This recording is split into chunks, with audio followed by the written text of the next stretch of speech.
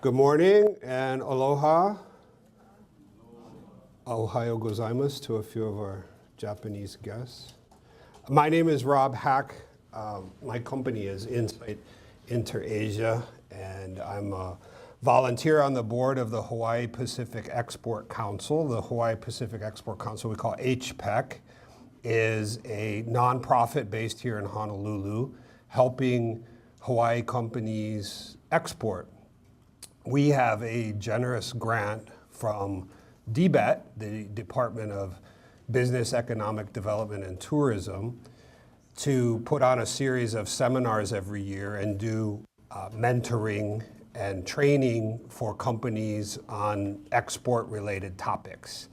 We had a kickoff series of brief seminars, one on Oahu, and we were on the Big Island and Maui and Kauai to talk about the HiSTEP program. And the HiSTEP program kicked off at the end of 2018 for the 2019 schedule. And that's part of what we're doing today as part of the HiSTEP program. HiSTEP is the Hawaii version of the State Trade Expansion Program, which are grants given to various states from the Small Business Administration in Washington, D.C. And in Hawaii, we're grateful to receive a sizable grant that to DBET every year for the past few years. And so we should be very thankful to SBA also for providing us with the funding that allows us to put on these seminars. So this is the first one of the year that we'll be doing. This is Export University 101. What we're doing today, if you look at this agenda that we had out front, we're going through various topics that a new exporter will be exposed to. And we're doing it in very broad strokes. Each one of these topics will go a half an hour, 45 minutes, an hour. It just depends on the topic. And we go through things in very, very broad strokes at the very high level, just to give new exporters or people who are considering exporting some general idea about that topic, right? So for example, if you look, we have an international marketing part. You could take hours and hours and hours of courses just on international marketing or legal topics for exporters, right? So the idea is just to give you a flavor of these topics, and then hopefully you come back for some of our later seminars, which will provide much more detail about certain topics. Later I'll show you where is our archive of materials and past videos that you can look at for different topics. And I'll go through the calendar of events in just a second. Before we get started with the complete program, can we have Jamie Lum from DBET come up and say a few words, welcoming everybody and talking briefly about the HiSTEP program. One other quick comment I'd like to make before we get too far into this is that we're obviously videoing this for future use. We're live right now online with a webinar, and then you're here personally. So any questions that you ask may be part of a public forum at some point, especially if it goes on the YouTube channel, and it's possible that your face could wind up on our YouTube channel as well. So please understand that's our disclaimer for that. Thank you, Please, Rob. Jamie. Aloha, good morning, everyone. Thanks to Rob for his introduction. I am Jamie Lum with the Department of Business, Economic Development and Tourism.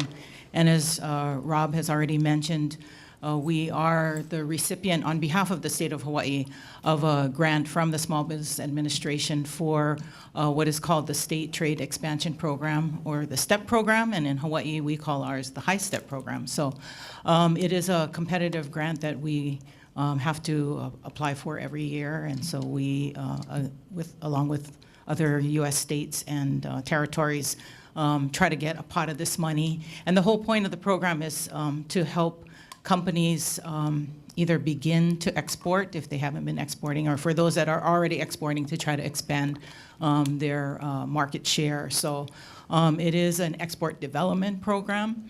And so we work with, even though DBID gets the money, we do work with many partners like the Hawaii Pacific Export Council, of which Rob is a part, the Small Business Development Centers, and we have two people here from Dennis and Mick back there that work for the SBDC. We also work with the Mink Center, with Innovate Hawaii, which is part of the Hawaii Technology Development Corporation.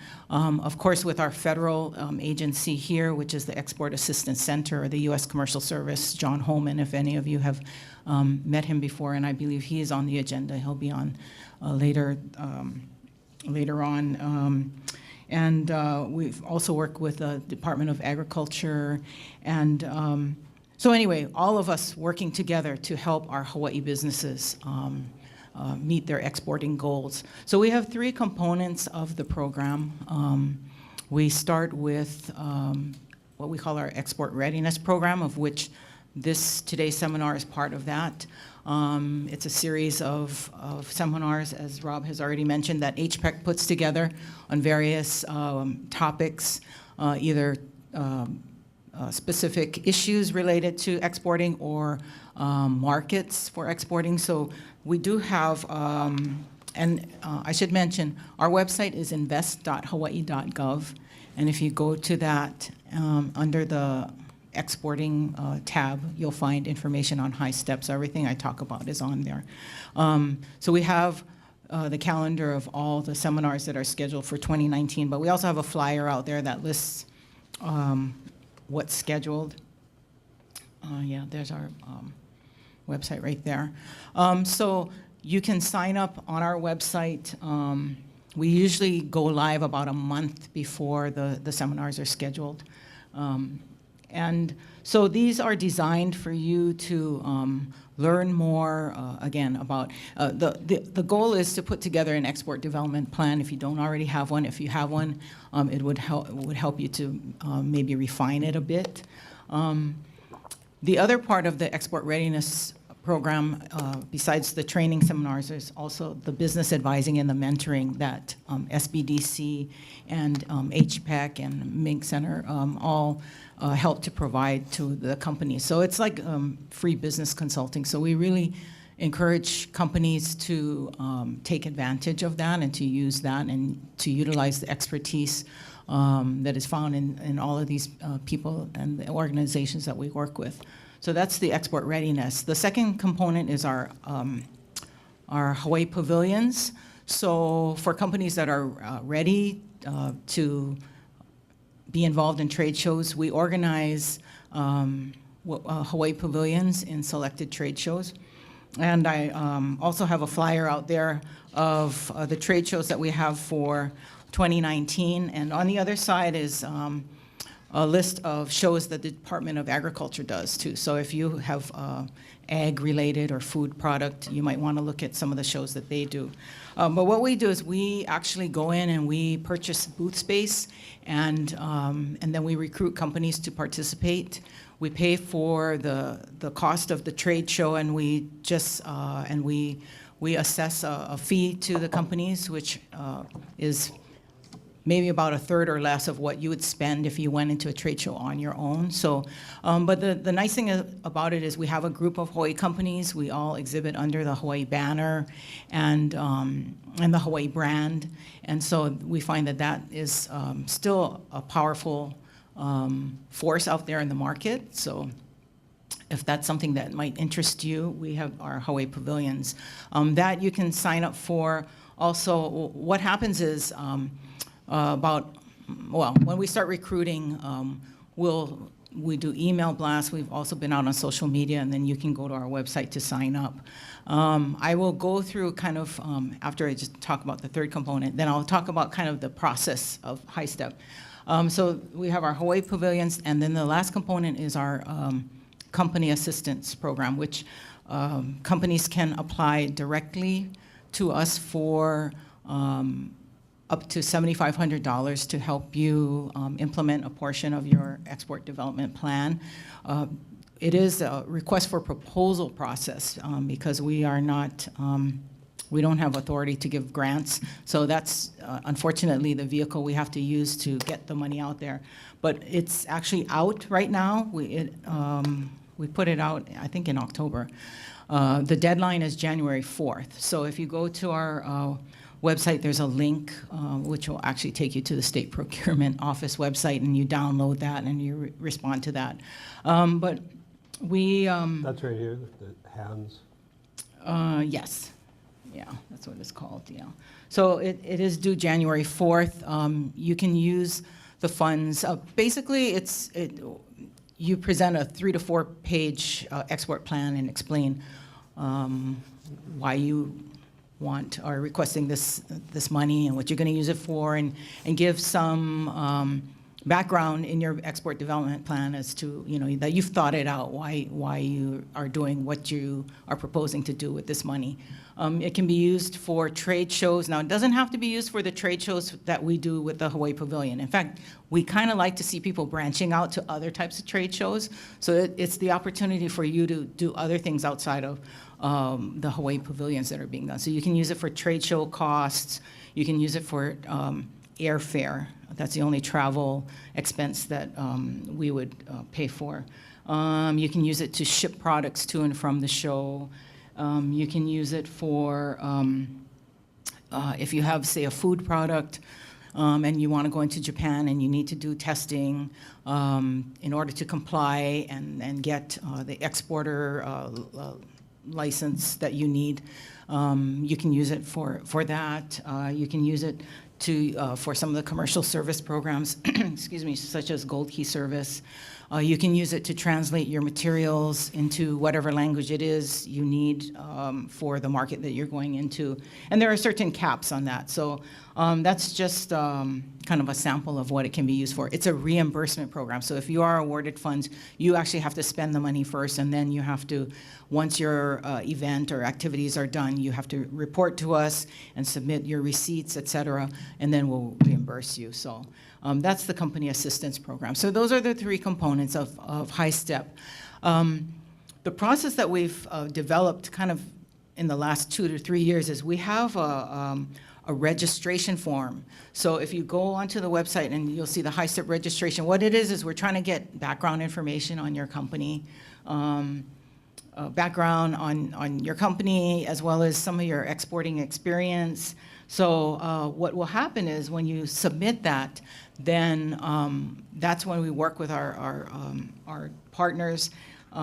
Actually, the first point of contact for you will be SBDC. Someone will contact you just to kind of go through your registration form and talk a little bit about your company, see where you're at. And then from there, you would be referred to one of our partners for further business advising. So, and we've kind of determined just in working with each other what types of companies would go where, but that's the first step. But also in the registration form, it asks you what components are you interested in, and if you choose Hawaii Pavilions, you can check off which ones you're interested in, and then we use that to when we begin recruiting for our shows, we look at the registration form to see who has expressed interest, and then we can go back to you to let you know, hey, we're signing people up now, and are you really interested? It's not an obligation at that point for you to participate. That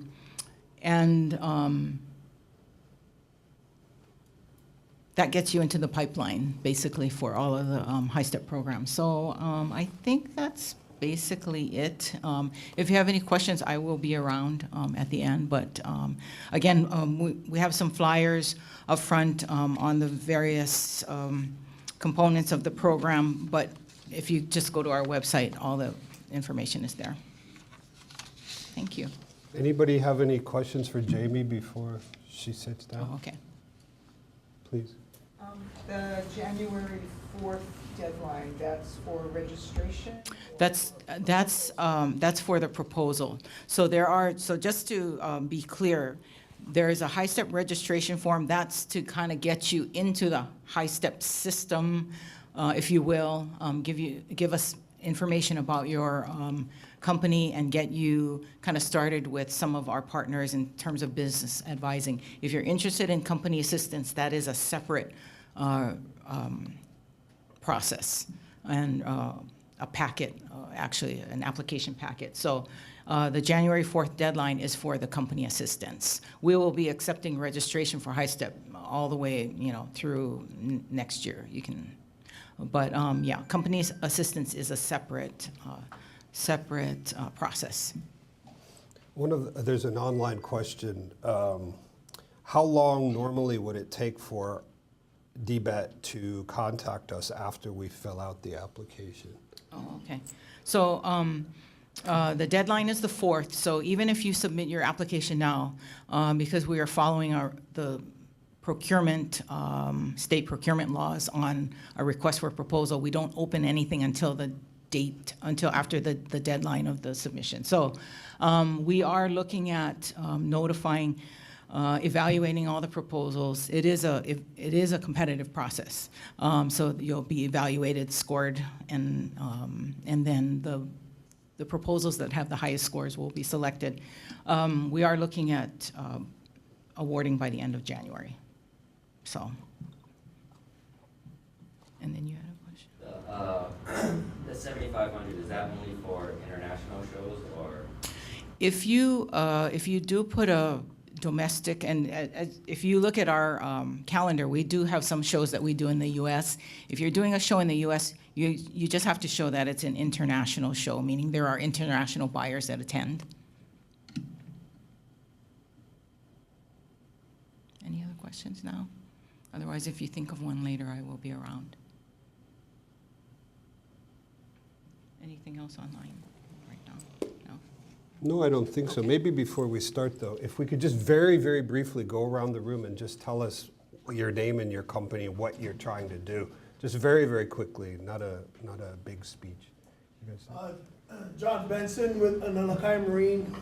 My goal and purpose here is to export the latest of polyurethane, marine, and aeronautical paints out throughout the Pacific Rim. Great. Andrea Weymouth, Fujie, East Honolulu Clothing Company, and my goal is to export more to Japan and to also create a greater consumer awareness in Japan and possibly Korea. Great. Cherie Burgess Twitty. I'm just trying to find out more about the import-export business. Oh, very great. early. That's fine. Thank you for coming. Justin Enright, DHI Foods. We manufacture crispy jerky and trying to export our pork line to Japan. You manufacture on Oahu? Yeah. Oh, great. Daijo, okay. Yeah. I do art, hardcore, and do apparel. Check it out, hardcoreart.com. Oh, all right. Great. Good marketing there. Ladies? Okay, I'm Joyce. We're from Studio Kudo, where we also do art, and we're just here to learn more about exporting. Excellent. Sir? Yes, my name is Steve Miller with Sweet Brown Hawaii Caramels, and we make caramels and are getting a little bit of buzz in the Japanese market. Oh, great. And on Oahu? Yes. Okay. We know Jamie. Blue shirt. Oh. Hi, I'm Timo Budo. I'm representing Akaka Falls Farm. We make organic fruit jams and pure Hawaiian honey, and also different types of butters like lilikoi butter, all manufactured on the Big Island. I'm the sales business development manager for Oahu, and I spent a long time in Japan, and I'm looking to export to Japan amongst other countries for the moment. Welcome. And your jams are wonderful. Thanks. SBDC, just say hello. Hello, I'm Mick from the SBDC. We do business consulting and help for small business. Great. Dennis Wong with the SBDC Oahu office as well with me. Ma'am? Heidi Hall with Sex and Sex Property, just kind of listening, getting information. Excellent. Sir? Ethan West with Kumar Cattle, just here to see what resources are available. No, there's no cattle on Oahu, is there? Yeah, there's Oh, cattle yeah. all over the state. Oh, kidding. I thought it was all on the Big Island. We got an awesome facility too. Really? Thanks, man. Sir?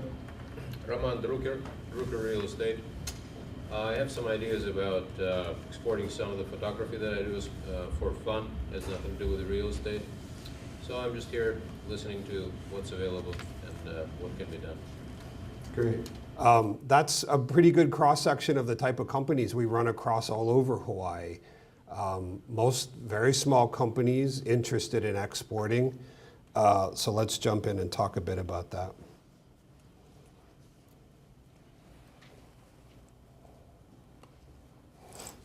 Why export? Let me ask you, I'll throw the question back to you. Why would you want to export? Why would a company think about exporting? And what country would you think about first of all? If you're in Hawaii, what do most companies think about? Why? It's true, but why? It's our biggest tourist base outside of California. You think there's more Japanese that come here than Canadians? It's true. Sir? Quick question. When you talk, I hear exporting goods, but can you export services? Of course. We had a seminar last year just on exporting services. The major export of services from Hawaii is what? Engineering and architecture. Architecture is a big export and growing export from Hawaii. Is that the kind of service you were thinking of, or what are you thinking about? Well, I'm the owner of Coach Twitty Basketball in Oahu. Okay. So it's more like a training and development. Is that something? Of course. So people would come here and get training, or you would take that overseas and train them there. Either one would be considered an export, and you could get support certainly from the Hawaii Pacific Export Council for doing that, but I would assume you could also take part in the DBET company assistance programs and the pavilions and what have you. That would be really, really interesting, actually, right? I spent almost all of my adult life in Asia, and I know that basketball is extremely popular in almost every country. Of course, you have baseball in Japan and Korea, Taiwan, a little bit in Australia, but not much in China or Hong Kong or India or what have you. But basketball's sort of a US global export, right? I think every country has a basketball team or a basketball interest. So I would, if I were you, I would explore that. That sounds like a really interesting program. So there's two ways to do it. One is bring people here, train them here, or take it on the road and train them there. It's more like the logistics of that. Well, my gosh, we have whole seminars and courses just on logistics, right? And we'll talk a little bit about that later today. We have a speaker coming in from UPS who will talk explicitly about logistics and shipping and that sort of thing. When you're on an island, this is a common problem for all of our islands. Here in Hawaii, it's different for us than it is for California or Washington or Kansas or Florida, right? We are a bunch of small islands in the middle of the Pacific Ocean, roughly halfway between Mexico and the Philippines, right? Think about that. And now our companies are trying to ship goods and services from here to some other market. And I should mention, by the way, let's make this very clear. An export is to another country. You can't export from Oahu to Maui. That doesn't count. You can't export from Maui to Oregon. That doesn't count. But you can export from Hawaii to Japan, or Hawaii to Mexico, Hawaii to Canada, Korea, China, Germany, Brazil. Those are foreign countries, right? That's what we're talking about when we talk about exports. A lot of companies that I meet at first, when they think about exports, they're thinking about the mainland. And that's not what we're here to help with. We're here with helping selling your goods and services in Japan or Europe or South America or what have you, right? So we can talk about that later, but I think that that's a business you should absolutely think about and follow through with it. I've never heard of something like that, but I'm sure there's a market for it. Okay, so again, the topic I'd like to just talk about very briefly is why export, because some of you are just getting into this for the first time. For the first time in my adult life, exporting is relatively easy. And some of you are looking at me like, wow, this guy's crazy.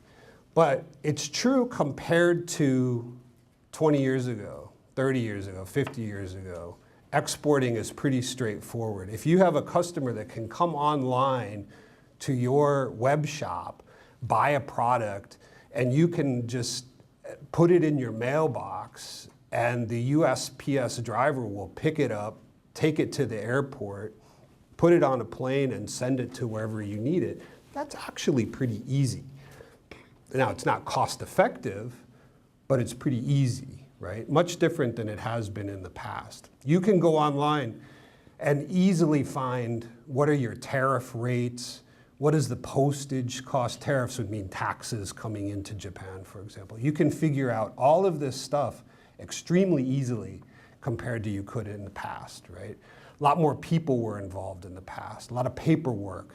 Now it's very much electronic. So you have access, you have demand. Poor countries, a lot of poor countries are not poor anymore. They have money. What are some of those? The two biggest countries in the world are what?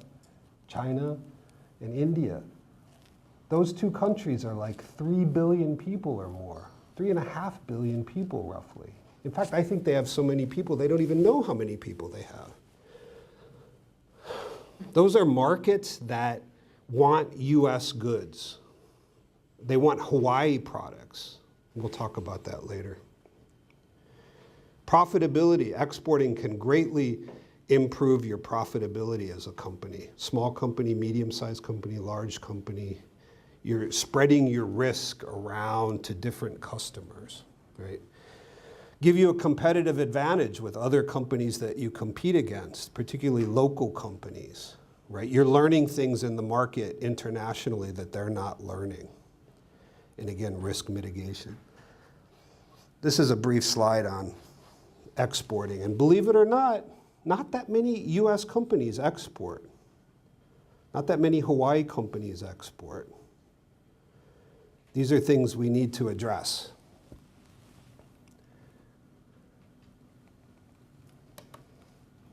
Think about that.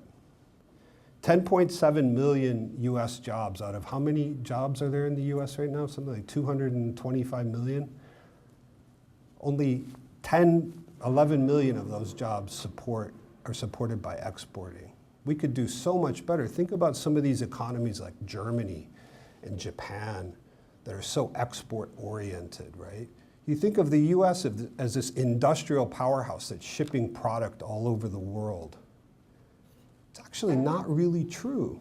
You know, there's a few products we ship, airplanes, wheat, things like that. But there's so much opportunity out there for us. We have to go get it. A slide here about small companies that are the major exporters, or the potential source of exporting. And I believe that this is even more so from Hawaii. We have so many small companies with such excellent products here, and we have to get them out into foreign markets. Now, you'll hear me talk about this a lot today.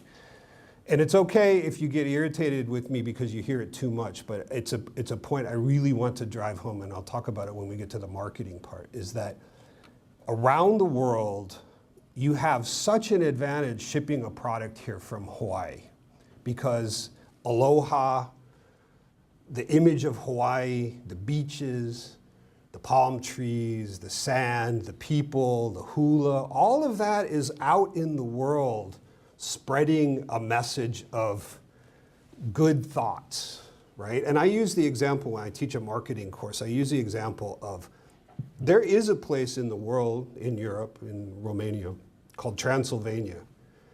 Those people build things in Transylvania. They make products and they have to ship them out into the world. But what's your association when you hear the word Transylvania, made in Transylvania? What are you thinking? Like, what is that? Do I want that, right? It's completely the opposite for Hawaii, right? Made in Hawaii, made with aloha. People love that, and it's no secret, right? But our companies here don't maximize that capability that they have, that free marketing that Hawaii's out there doing for you all the time, 24 hours a day. We have to use that in our marketing and our product positioning. Again, I'll say when you start exporting, you learn. Sir. I'm just curious if you could put a percentage amount on what you think that value of made in Hawaii is versus a product from some other state.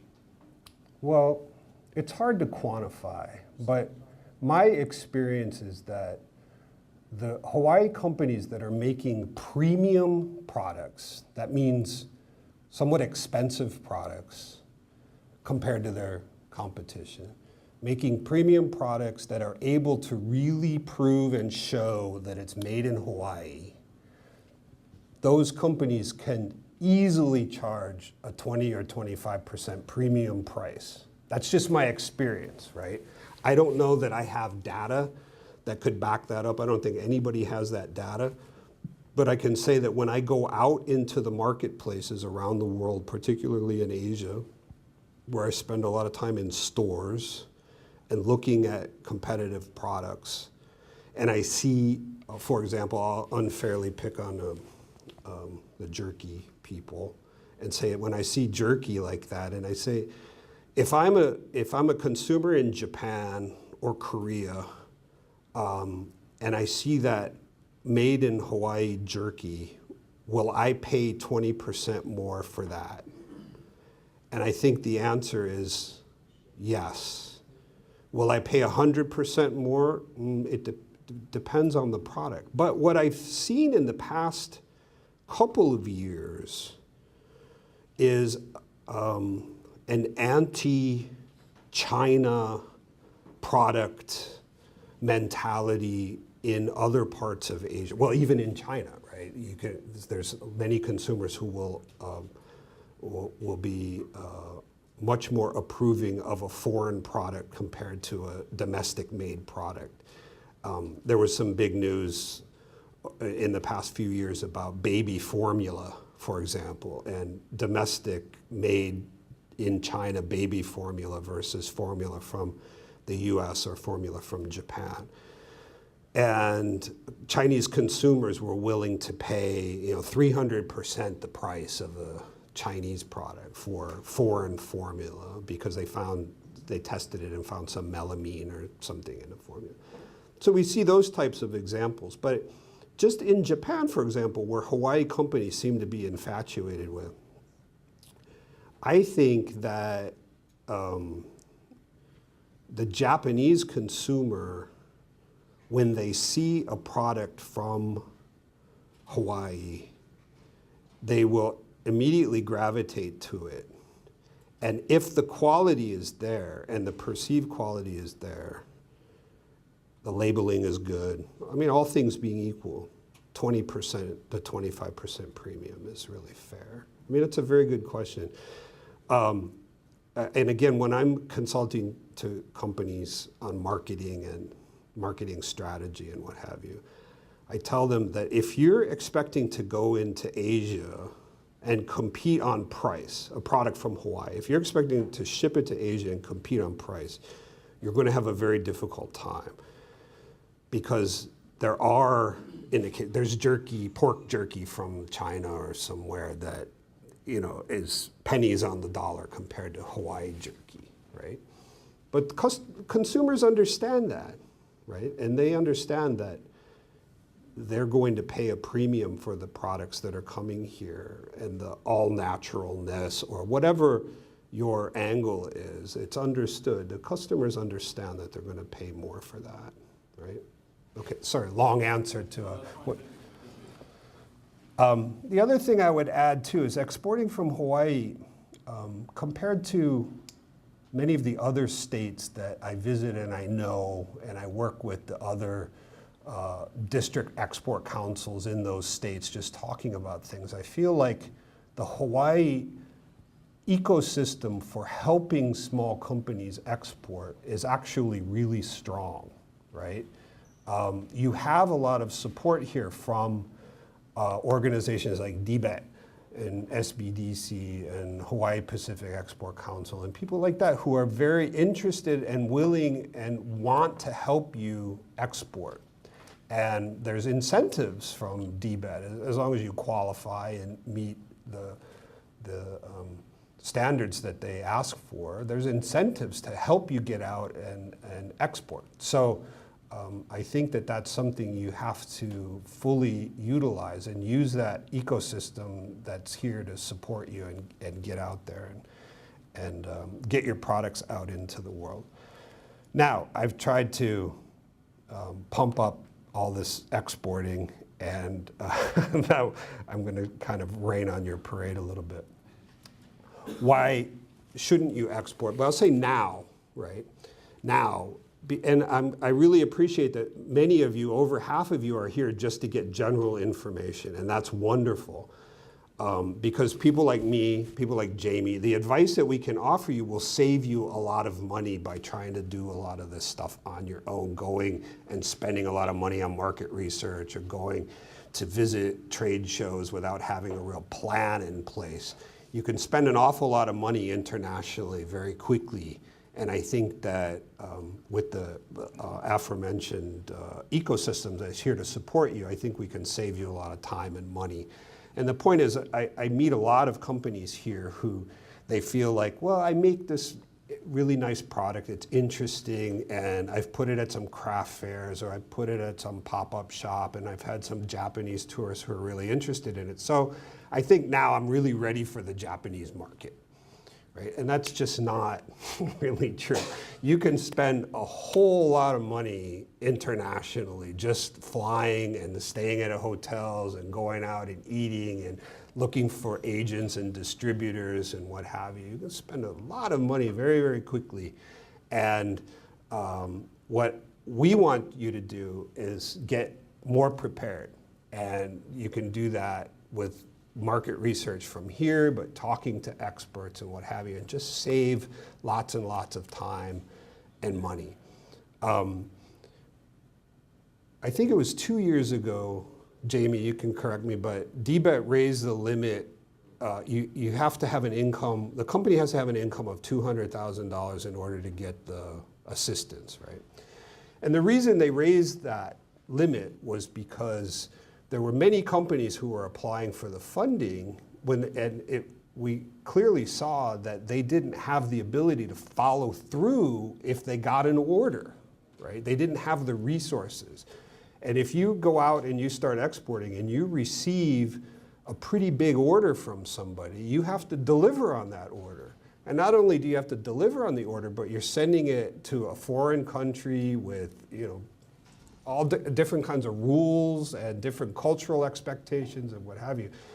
So you can lose a ton of money very quickly if you don't know exactly what you're getting into. And our job is to try to help you get ready for that and teach you as much as we can about what to be prepared for so that you don't lose a lot of money on that. Now, this is the other thing. I'm sure many of you, when you walked in here today, you were thinking, this part. I I'm interested in export. I'm the first person I've ever met in my life who's interested in export. Nobody I know has exported. That's not true. There's lots of people here who have exported. There's plenty of people that you can learn from just by raising your hand and asking questions and setting up meetings and what have you. Please leave this meeting understanding that you're not the first person to do this. And there's lots of people behind you that can help. Okay, let me jump in. While I'm setting up the next presentation, are there any questions or comments on that? Now, I don't mean to scare everybody about exporting. It's very exciting, but it is expensive.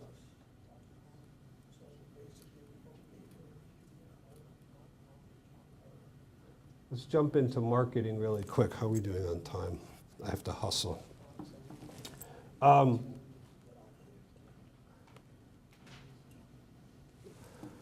going to give a talk about marketing in Japan, but I don't want you to pay such strict attention to the Japan part. I'm just using this as an example that you could substitute in here Germany, Brazil, what have you, but there's lessons in here that I want you to take away of marketing to a foreign country, culture, what have you.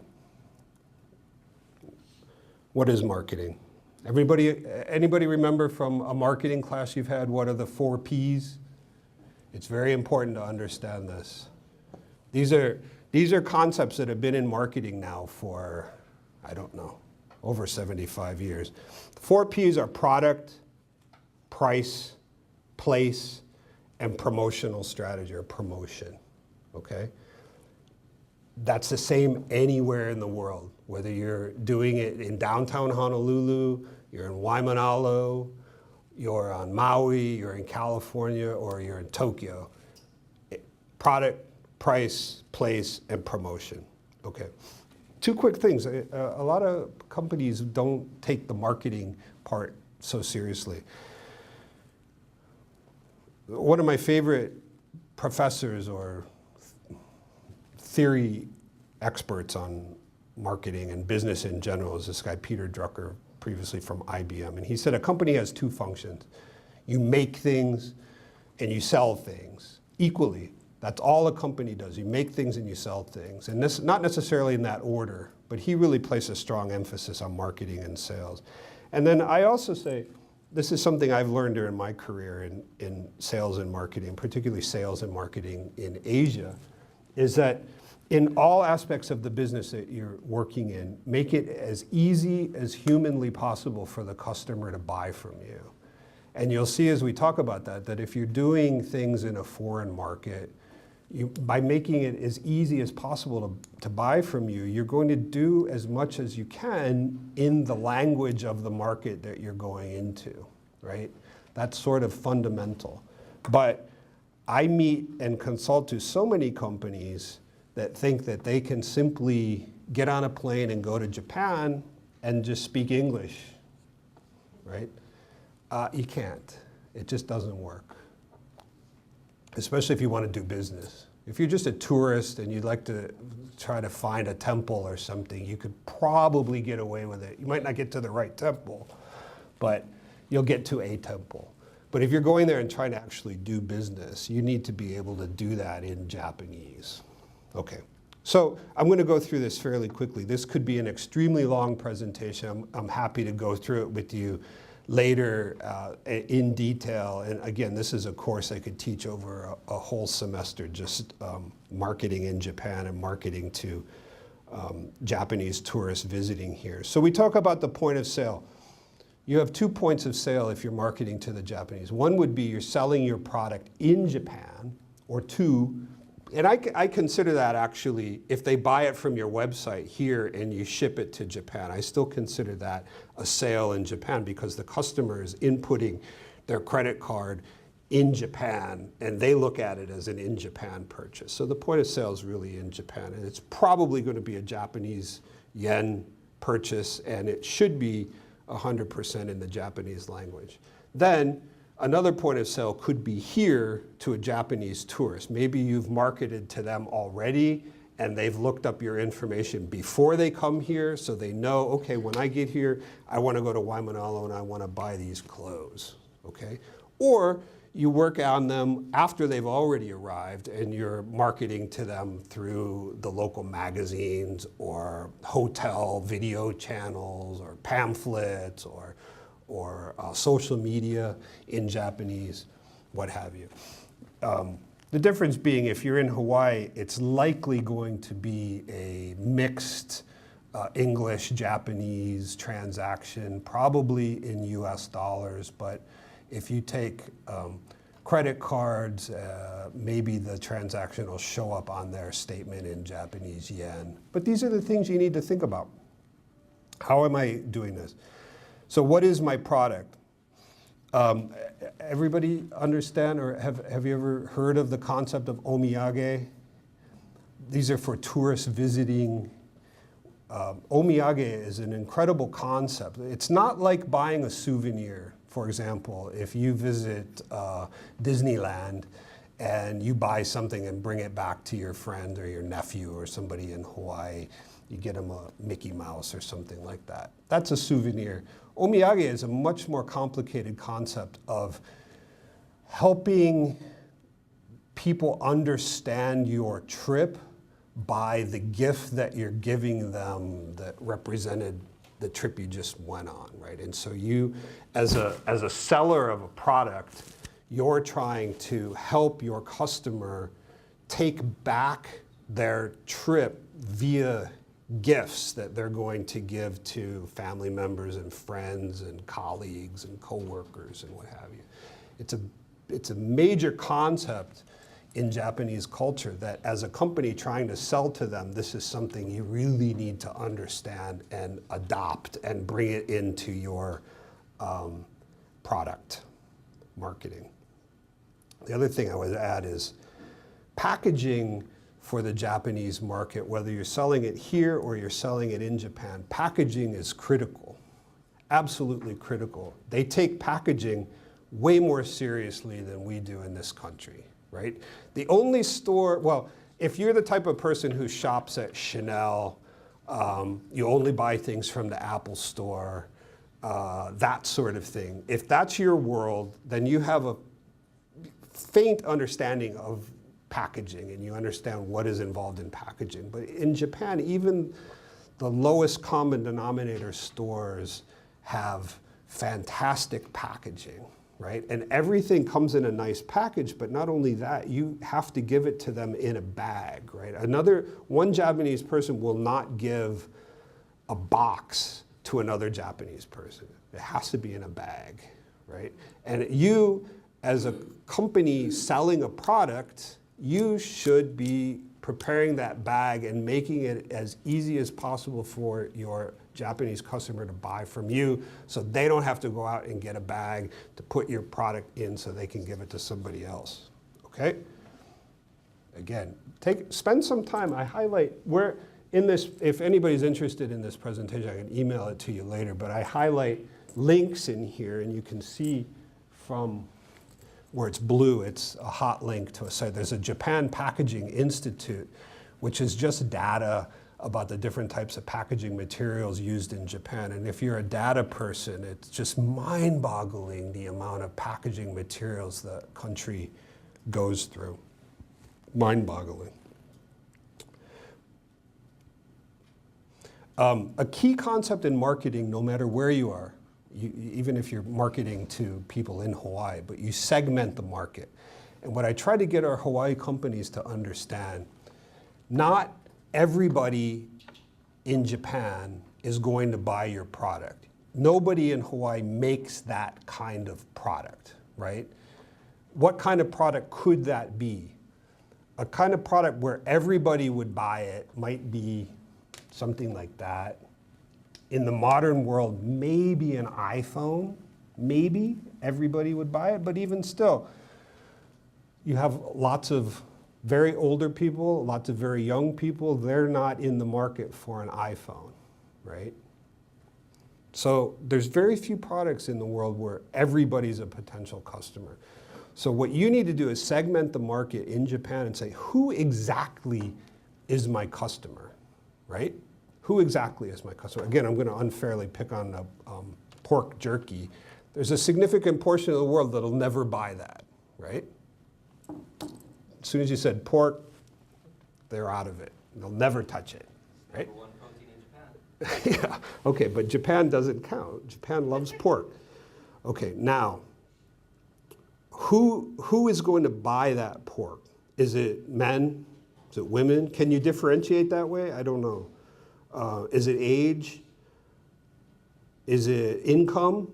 If the pork jerky costs, I don't know, 20% more than a local jerky, I'm completely making this up, but if it costs 20% more, you're pricing yourself away from a certain customer, but you're attracting a different kind of customer, right? If it says pork jerky from Hawaii, don't you think people who have been to Hawaii, people who are planning a trip to Hawaii, who have Hawaii on their mind, wouldn't they be more likely to buy that product than somebody else? So you have to think about these things very, very clearly and carefully and think, who is really my customer? Out of 126 million potential Japanese customers, who is really that customer of mine?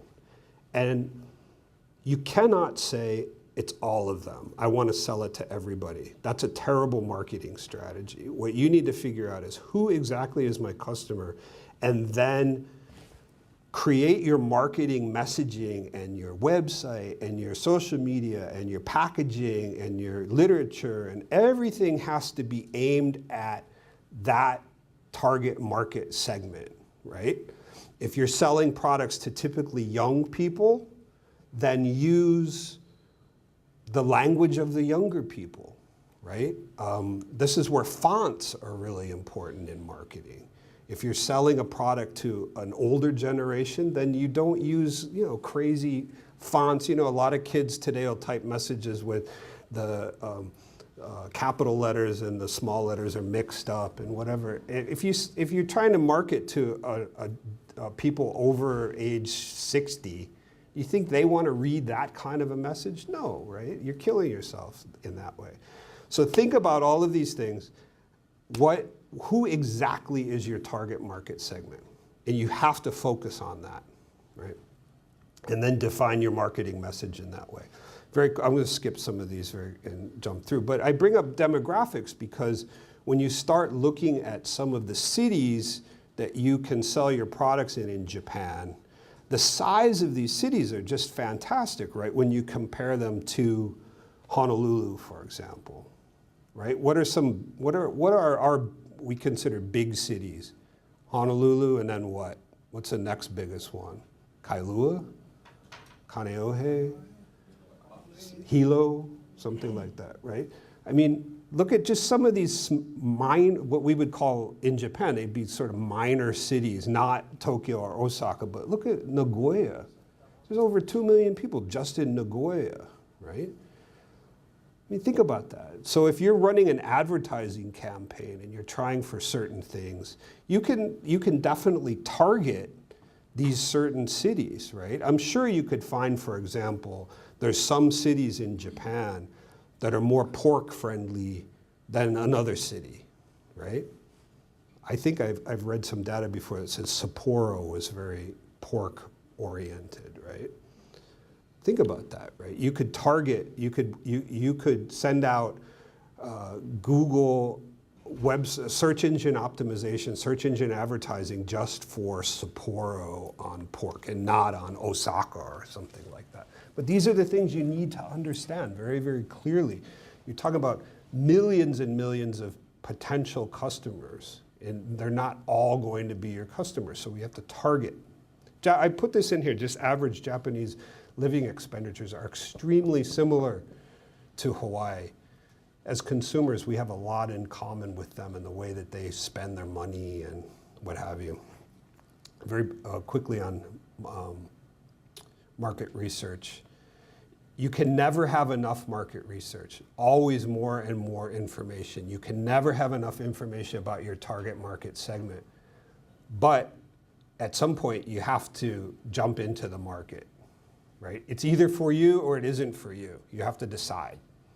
You can't keep putting it off and putting it off and putting it off because you need more information. At some point, you decide, I'm either going to go into that market or I'm not going to go into that market. I'm going to do something else with those resources. Let's talk briefly about the price. Everybody understands what is the price, right? You take all of these potential factors, but when you're selling internationally, you have to consider shipping, labeling in the foreign language, testing in the foreign market if your product needs to be tested locally. In Hawaii, we sell a lot of creams and soaps and shampoos and things like that in Japan are considered pharmaceuticals. And so they need a certain amount of testing. It's not as egregious as, say, pure FDA testing, but it's another layer in there that costs some few $1,000s to get it approved and ready for the Japanese market. So you have to amortize all of those costs into your price and make sure that you're accounting for that. If you're using distributors and agents, their commissions need to be considered here. Of course, if you're making the kind of product that needs a warranty or some kind of after-service capability, what are they going to do if the product breaks or if it's spoiled or otherwise funky when it gets to Japan? Are they going to send it back to Hawaii? Do you have somebody there that can deal with it? But in Japan, that's an important concept, is the after-sales care and the after-sales service. So think about how are you going to do that and then build that pricing into your pricing model, the cost. I bring this up too because the past couple of years, it's the first time in my career, I started my career in Japan 1990. And I was young, I was just out of college and I was sent to live in Asia to work. And I was dealing with all these different currencies in Korea and Japan and Taiwan and China and what have you. And in Japan, it was so expensive, you know. And at that time, the yen was around 80 yen per dollar, right? So when me getting paid in US dollars and I would go out and I'd buy dinner and maybe buy a beer. I remember beer was it just seemed so expensive, right? And that's because it was sort of a false equivalence because I was thinking about it in terms of US dollars and then converting it to yen and then using it there locally. And I just bring this up because for the first time in my career, my adult life, and having lived in Japan for many, many years, Japan is actually feels now fairly cheap, right? So you as a tourist, an American tourist, if you go to Japan, you think, wow, the price, ramen and a beer and this and that, it's not really expensive. You know, you can get decently priced hotel rooms and things like that. That wasn't the case for most of my career. It was really, really expensive. And a lot of that is just the flipping of the currencies. So now, and I'm sort of belaboring the point, but what you as marketers need to understand is how does your product priced either in Japan or here locally, right? So for the flip side is during my whole career, when a Japanese person would come to Hawaii, they thought, my gosh, it feels so cheap, right? Because of the yen and the dollar. But in the past couple of years, it's reversed.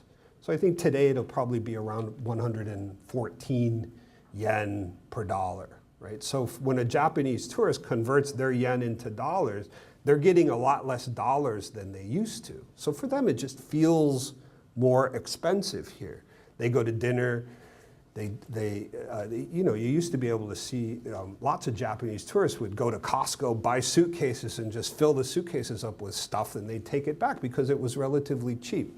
That just it doesn't feel that way to them anymore. It's not that cheap, okay? But your pricing needs to reflect all of that. And you need to understand, how does your product compare in the Japanese market in yen. And then here, if you're pricing your product in dollars, when they convert it to yen, how is it for them? How does it, is it like a extremely expensive product, or is it fairly reasonably priced? Contemplate that. In marketing, when you're pricing things in Japan and sending them quotes and price quotes and things like that, try to do it in Japanese as much as you can. Try to accept Japanese credit cards. They don't just use Visa. They don't just use MasterCard. They have some local cards, and they still actually have Diners Club, which we don't really use anymore, but Diners Club is still pretty strong.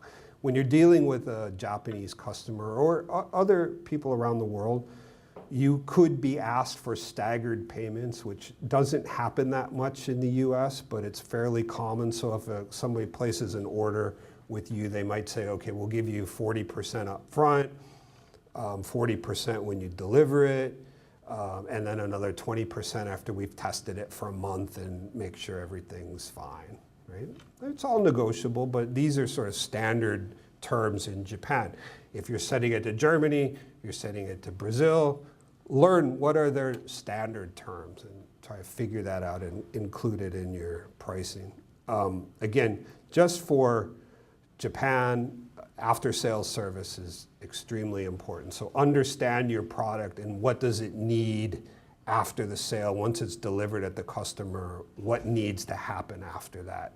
If you're selling clothing, shampoos, that sort of thing, maybe it's not that big of a deal. But if you have anything with moving parts that might have parts that wear out or what have you, contemplate what you're going to do there. Now, we could spend hours just on this topic. As I mentioned at the very beginning of the seminar, we all live on small islands out here in the middle of the ocean, and shipping is a very big deal. No matter where you're shipping it to, whether it's the mainland or what have you, shipping is an issue. We all deal with the same thing, but there's ways to do this. I bring up a couple of things that you need to think about. Are you going to ship your product by air or by ocean? Which one do you think is cheaper? Ocean. You ship, but you need to ship a lot more of it to make it cost effective. But you can get your products to almost anywhere in the world and be fairly competitive on the price if you're shipping enough quantity of it by ocean. The other thing, I bring up this term, it's called Incoterms. I remember that the in is international, the co I don't remember. Terms are just the terms of, that are used in shipping, and these are international agreement terms on how are you going to ship the product and who has the risk along the way. So it could be, for example, a common one you might have heard of is FOB, freight on board, meaning if you're shipping a product, you're responsible to get it on board the ship or the airplane, and then the buyer takes responsibility after that. For much of the 20th century, that was a very common term. Then it got to be X work. So you'll see a lot of companies shipping X works now, meaning the buyer takes all of the risk from the place of manufacture, right? So in this case, if you're making clothes in Waimanalo and a buyer in Japan buys from you and your terms are X works, they arrange for all of the shipping, they do everything from your facility to their facility, they take on all that risk, right? That's become the most common term, Incoterm, in American usage. But there are others that could pop up. And I just bring this up because there's a potential for a lot of confusion if you and your buyer are not on the same page about what the Incoterms are. There's potentially a lot of confusion there. And your marketing, you should be able to tell them, this is what we prefer. And it goes back to our price quote. Our price quote is, $10,000 X works Waimanalo, and then let them negotiate that point and change it if they feel they have to. Let's skip ahead to this one. This is a very important point. As I alluded to a few minutes ago, we got to get our companies to the point where they're shipping by ocean, because this is a real world example of a company that I've consulted to. If they're shipping by air versus shipping by ocean, and what their unit cost of shipping was to get it to Japan, right? Now, this shouldn't be a secret to anybody. I think most people fundamentally understand this, but these are real numbers of what, if you're able to get your volumes up, that your shipping costs can come way, way down. Here's just some examples of shipping companies. We'll have UPS representative later today. At HiSTEP, we're having, with part of the HiSTEP program, we're having a logistics program later, I believe it's in June, very specific to shipping, and that'll be an interesting event. Please look for that. Very quickly, let's make sure everybody understands the difference between an agent and a distributor, and what are the options available for you to market your products in a foreign market. So there's no perfect solution how to do this, but over the many, many years of people doing business internationally, you've sort of come up with these potential possibilities of ways to market and transmit your products into a different market. So you could, for example, go to Tokyo. You could take your basketball training business to Tokyo. You could move to Tokyo, walk around the streets of Tokyo, and sell your service to people, right? You have the most control over that situation, right? The business will live and die on your success of going to Tokyo and selling that service there. And the possibility, I say, it's extremely expensive to do that, right? But you have the most control, and the potential for payoff is the highest. There's nobody else in the middle to take money. It's just you and a customer. You're going to get all the money, right? So it's risk and reward.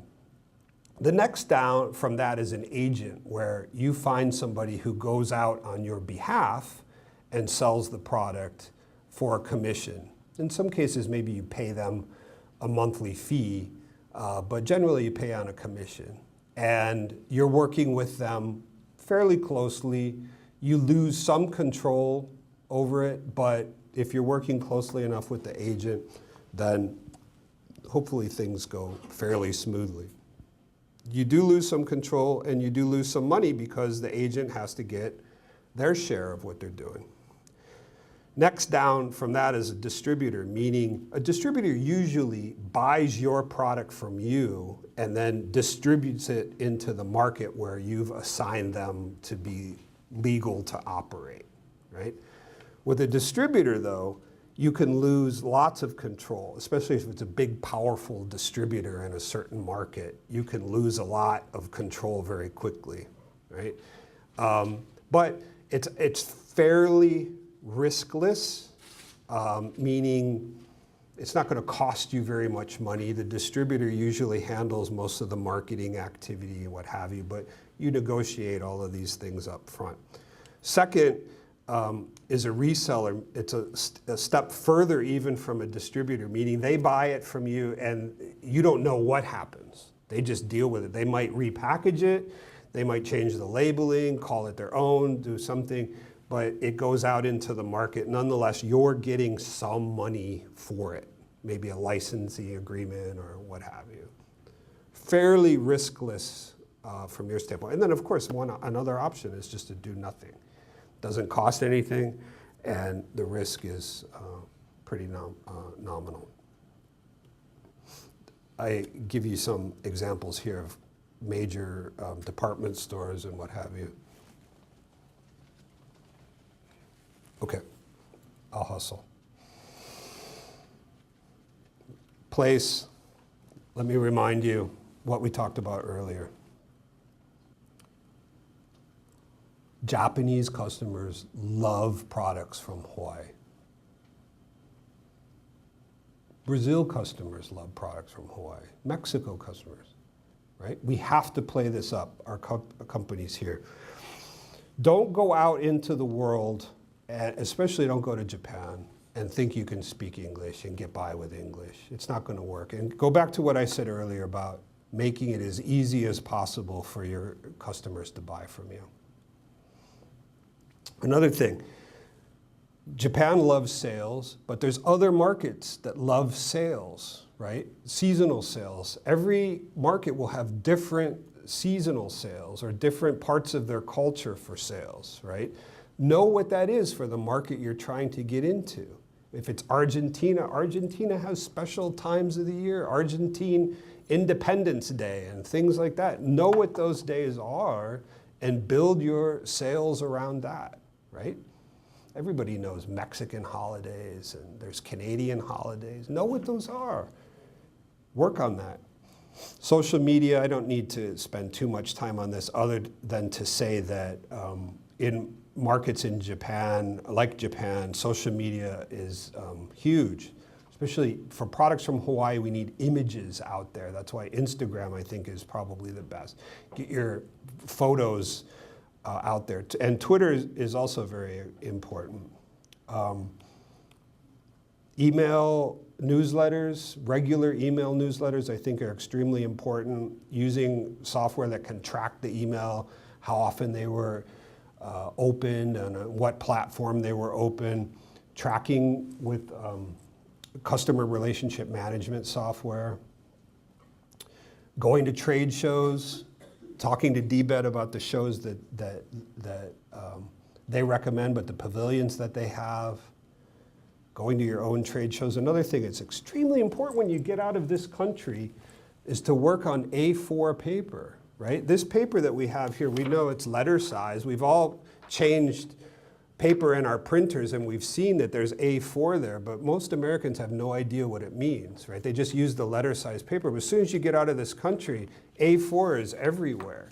And if you take a bunch of these 8.5 by 11 letter size paper pamphlets to Japan, they're just going to look at it and throw it away because it doesn't fit in any of their file systems or anything, right? So think about A4, simple things. I'll leave you with this and then I'll finish just here.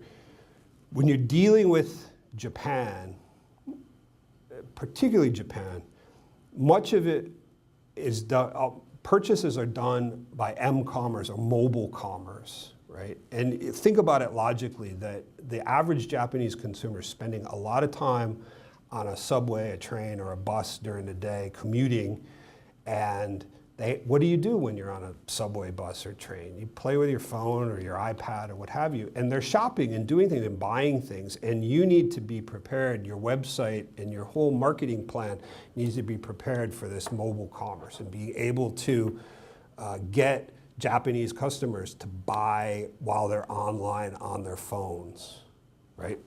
Extremely important, but not hard to do with modern websites. I'll leave it at this, and again, I can pass this around or meet with you and go through this stuff with you at any time, and I'll email it around, but we have to move forward. Any quick questions before I jump out of here? Could you go back to that Leia Aloha Street slide real quick? Sure. Like in here? Yeah.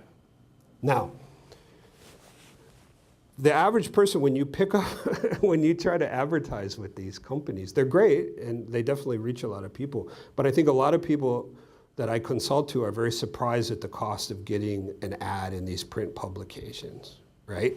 And this is fine, right? $1,000 a month or whatever, depending on what you're trying to accomplish. But then when you get to some of these printed in Japan, these very thick books, travel books on Hawaii or what have you. I mean, you're looking at least $10,000 a month to get a small ad in there.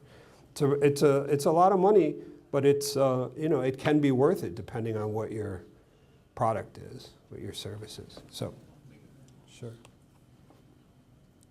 Sorry, let me jump in now to Dr. Mark Levin.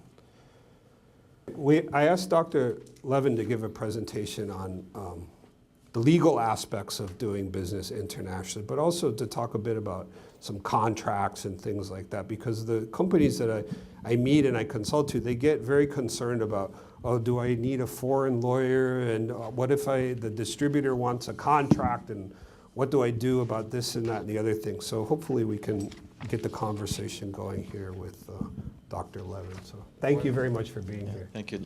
Good morning, everybody. My name is Mark Levin.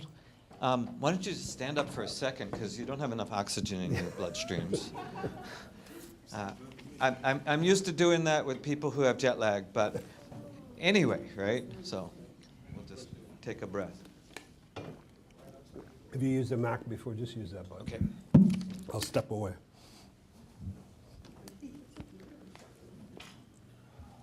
So my next question for you, and you can sit whenever you're ready, or you can keep standing. I kind of like standing. It keeps me in balance.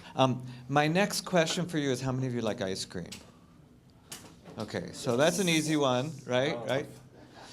We like ice cream, and how many of you remember Bubby's ice cream, right? If you've been around, certainly if you were up at UH, Bubby's was on Coin Street.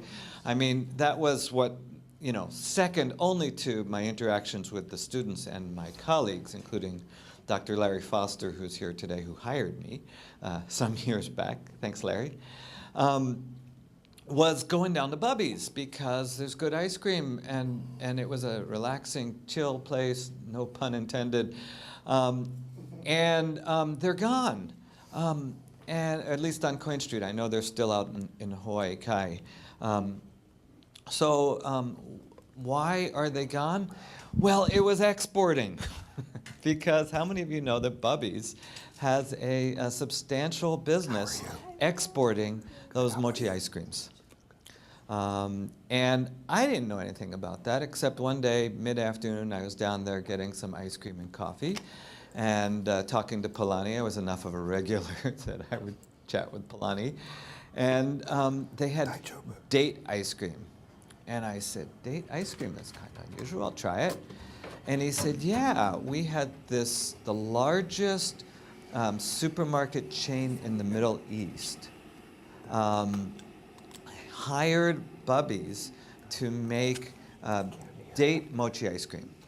And as you saw, shipping is not that, in Rob's slide, shipping is not that expensive when you go for quantity. So they shipped an entire container of dates over from the Middle East to Hawaii.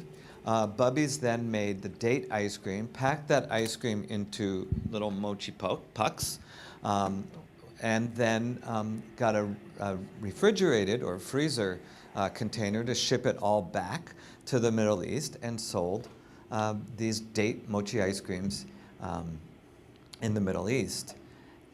And I thought, wow, I thought this was just a little shop on Coin Street. And meanwhile, this company is exporting a container load worth of mochi ice cream to the Middle East, where its products are being sold in the largest supermarket chain there. Which all goes to say that exporting can happen, and it can happen in a way that might surprise you. And it can make you sad if Bubby's ice cream leaves Coin Street and you have to drive out to Hawaii.Kai. Okay, the question is, how do you bring in legal thoughts without scaring you too much? Because the law is out there, and if you're going to be exporting, you're going to need to make it work. But I'm trying to think of how to explain it to you in a way that you're going to sit there and say, oh, I can do that. And I thought about it in these notions. One, some unlikely matters that probably aren't going to happen, but you need to know about them because they can get you in trouble. Secondly would be unavoidable matters. And here I would say these are unavoidable, but maybe not that big a deal. And then we'll talk about some other things. So unlikely matters. There are things called export regulations. So if you want to export, you have to follow the regulations. And the United States government really doesn't like it if you're going to start selling missile technology to our enemies. Right? I don't know what your businesses are, but if any of you are doing something that deals with launching missiles or data encryption or such things that might have national security implications, even if your business has historically been unrelated to that. So for example, suppose you have some really sophisticated weather analysis. Well, really sophisticated, and you've only sold to AccuWeather and whoever else does, and the local TV stations, but you develop some really sophisticated weather analysis for tropical islands. That is what we would call dual-use technology, because the weather matters if you're trying to launch a missile. And so if your business model, if your business product is one that would have national security implications, even if that's not what you've been doing, so a dual use or singularly, and or you're trying to deal with our enemies, then the US government's not going to like it. And I will tell you that United States attorneys do not have a sense of humor about this. So you don't want to be there. So as I said, that should be avoidable. But, think it through, make sure that's not your package. And keep in mind also that the law is written so that you can't ignore red flags. Right? So if you know you're dealing with someone, or even you ought to know you're dealing with someone who is dealing with an enemy of this nation, then that's still going to get you in trouble. Probably, again, should be avoidable because it probably has nothing to do with any of you in the room, but I want to mention it. The next one is similar, which is avoiding corrupt practices. So United States law extends to what you do overseas if you are, for example, making major payoffs to government officials. What's the best way to avoid corrupt practices? I think the answer is fairly easy. Avoid corrupt practices. Just don't do it. The law is actually interesting because there is a little bit of leeway at that lowest level. We could even say that leaving a tip at the bar is a corrupt practice, right? Because you're paying over the price, right? But you're not paying a government official to change policy. So the law has some contours, and that's not my job today to be explaining it to you. My purpose today is just to introduce you to these things. But first of all, avoid corrupt practices. Secondly, avoid people who might be working with corrupt practices, because again, the law reaches out far enough to get you in trouble if somebody is doing something on your behalf in a bad way. So these are unlikely matters, but I mention them because, again, these are places where United States attorneys do not have a good sense of humor, and you don't want to be talking to them about it in any way other than, oh, what did you do with that person? You don't want it to be about you. On the other side, we've got some unavoidable matters. So if you are exporting, and in this instance I'm talking about exporting goods, you can't avoid the fact that your export is going to be an import somewhere. And countries do have lots of regulations about how goods come into their borders. The most obvious one are customs duties or tariffs, and we've heard a lot about them. But as Rob mentioned, if you're selling soap, Japan may want you to have, before you can put them on the market, put the soap through some testing that will make sure that it's not going to hurt their consumers. There may be other restrictions, and it absolutely is on you to know what your product is and whether or not where you fit into that scheme. Now there's help out there for you. Customs brokers are really good at this. But again, let's go back to that mochi ice cream.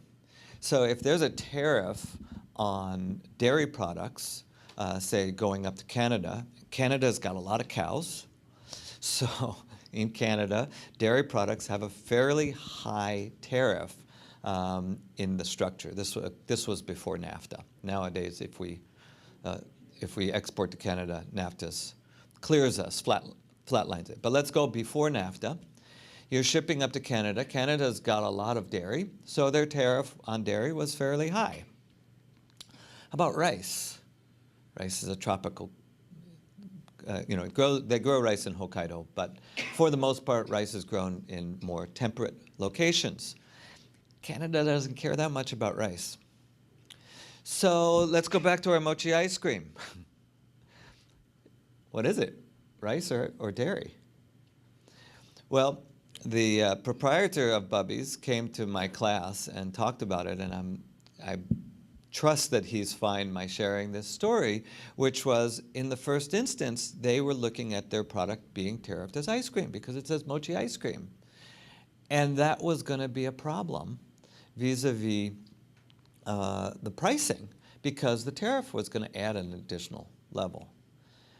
And here, and I don't mean to speak badly of my profession, but as he told the story, it wasn't his lawyers who figured it out. He figured it out himself, that it didn't take much of readjusting his product. He wasn't cheating in any way.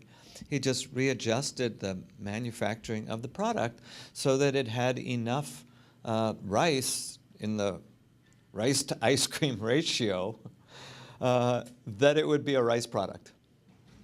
At which point, the tariff was far lower. Cool, yeah. And so, again, I go back to my point that these import regulations are unavoidable, maybe not impactful, but you got to know what you're doing and make sure that you're in the game. And as I said, lawyers may help you, customs brokers, that's their business, and hopefully they can get you through it. Yeah? Any insight on, I know you're referencing goods, any insight on services? So why don't we circle back to that, and I'll see where I can travel. But I actually prepared for goods. So for me, you're absolutely right. We export both goods and services, but I was thinking mainly goods. Although IP, certainly services make a whole significant. So that's my second point, which is IP considerations are also very, very important as an intellectual property, and probably unavoidable. The minute you start putting your product out there, people are going to see it. The minute you start putting your services out there, people are going to see it, and depending on what you do, it may or may not be protected or protectable. That may depend on where you're going, what you're doing. So you're going to want to think about that in terms of protecting your business model, your product, your trademark, your branding. There's an incredible amount of nearly every business value is in intellectual property. And so certainly as you're working this, process that through your mind. Am I creating risks here that I don't want? Are those risks avoidable? And again, it may be country specific, so that's worth thinking through as well. Sorry to interject. On this point, we have a seminar coming up on March, I think, protecting your brand in exporting. This very specifically addresses this topic. There were a couple of high-profile cases in Hawaii, which you probably have forgotten more about them than I know, but there were some companies here whose agents got ahead of them in terms of branding and trademarking the company, the Hawaii company's logos and taglines and what have you. And the Hawaii companies lost their own logo in the Korean market and another one in Japan. So it does happen, and so And it doesn't have to be a small business. Starbucks dilly-dallied on going into Japan, and Meiji came on board and created a logo that looks a whole lot like the Starbucks, except it's green and white, and instead of having the mermaid image, it's got like the mountains. But you look at it in first instance, and it's really easy to mistake, and but. So it's not just small businesses. Was there a question there? Yeah. How hostage are we to a presidential tweet going out and raising tariffs? I mean, how realistic is that? So the question was, how hostage are we to a presidential tweet raising tariffs? I am precisely the wrong person. I know as much as you do. But it is interesting in the sense that I've been teaching international business transactions now for 20 years. And early on, I kind of had to explain to my students what tariffs were. Tariffs are one of the oldest forms of taxation and government revenue in human society. There's that place in Jordan, and I'm going to forget the name, but it's this amazing canyon that was in the middle of the desert, and it had water, so they had to pass through. Does anybody know where I'm talking about? Petra. What? Petra. Petra. If you Google it, it's beautiful. Has anybody been there? Have you been there? It's supposed to be pretty awesome to see. Petra was this town in the middle of the desert that got rich because they were picking up on tariffs. You wanted to come through, you had to pay customs duties. Right now, the big hit play in New York and traveling around, go New York, I'm from New Jersey. The big hit play, of course, we all know is Hamilton. And Hamilton was, it's pretty remarkable because truly, as one of the founding fathers, he was somewhat forgotten, and now we're relearning the history, myself included, or learning that history, myself included. Well, among the things that Hamilton did that made him so Hamiltonian was he was the first Department of the Treasury. He was the first minister of the Treasury. And the Treasury was all about customs.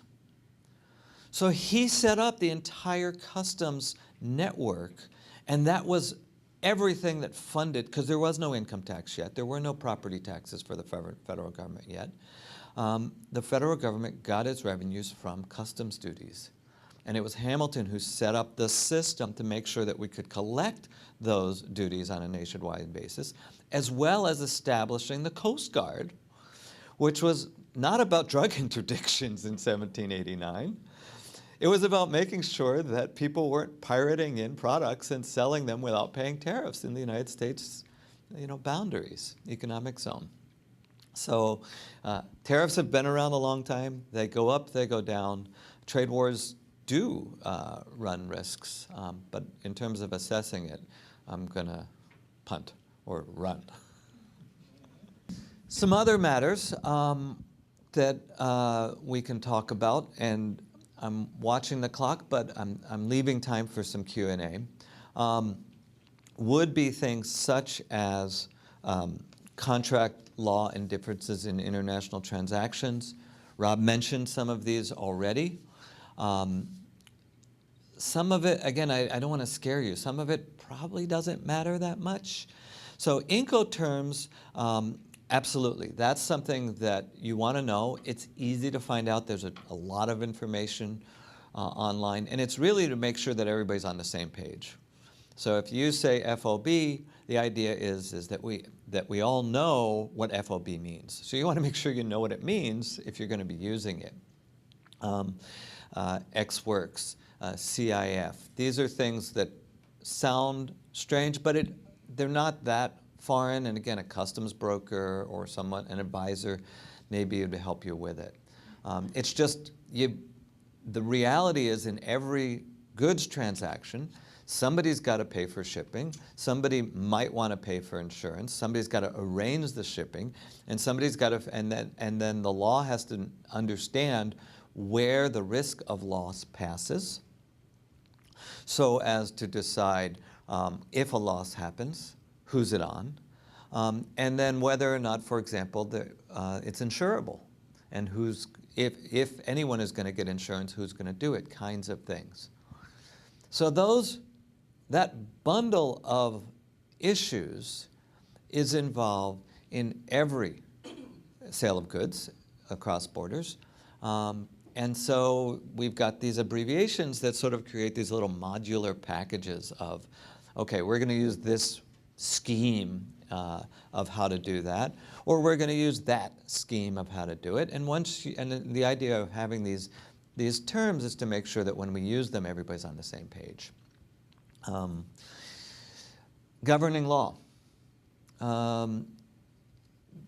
Your blood pressure probably just went up. Here's the thing. If you do an international transaction, and it's a commercial transaction, Hawaii law may not govern. It might be the law of that place where your goods are going. Or there's another thing called the Convention on International Sale of Goods, which we call CISG. Some people call it the SIDG, but I think that sounds like something that hurt my tree in the front yard. So we'll just call it the CISG. And the CISG can kick in whether you know it or not. But here's why I'm going to tell you not to worry about it that much, because one piece of advice down below in my slides I'm going to give you is start small. And the advice I've almost always heard from small and medium-sized business enterprises is do your business in lumps that if it goes south, you can walk away from it. Because the reality is that, so you cover your insurable risks, right? Make sure whatever's insurable, you insure. And certainly, injuries to other people you want to be protected for.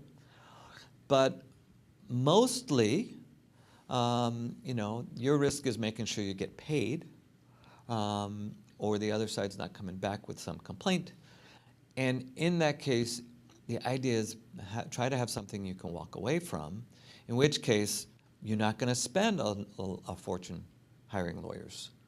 So I'm not sure if that's good advice. I'm not here to give you legal advice. Hire a lawyer to get legal advice.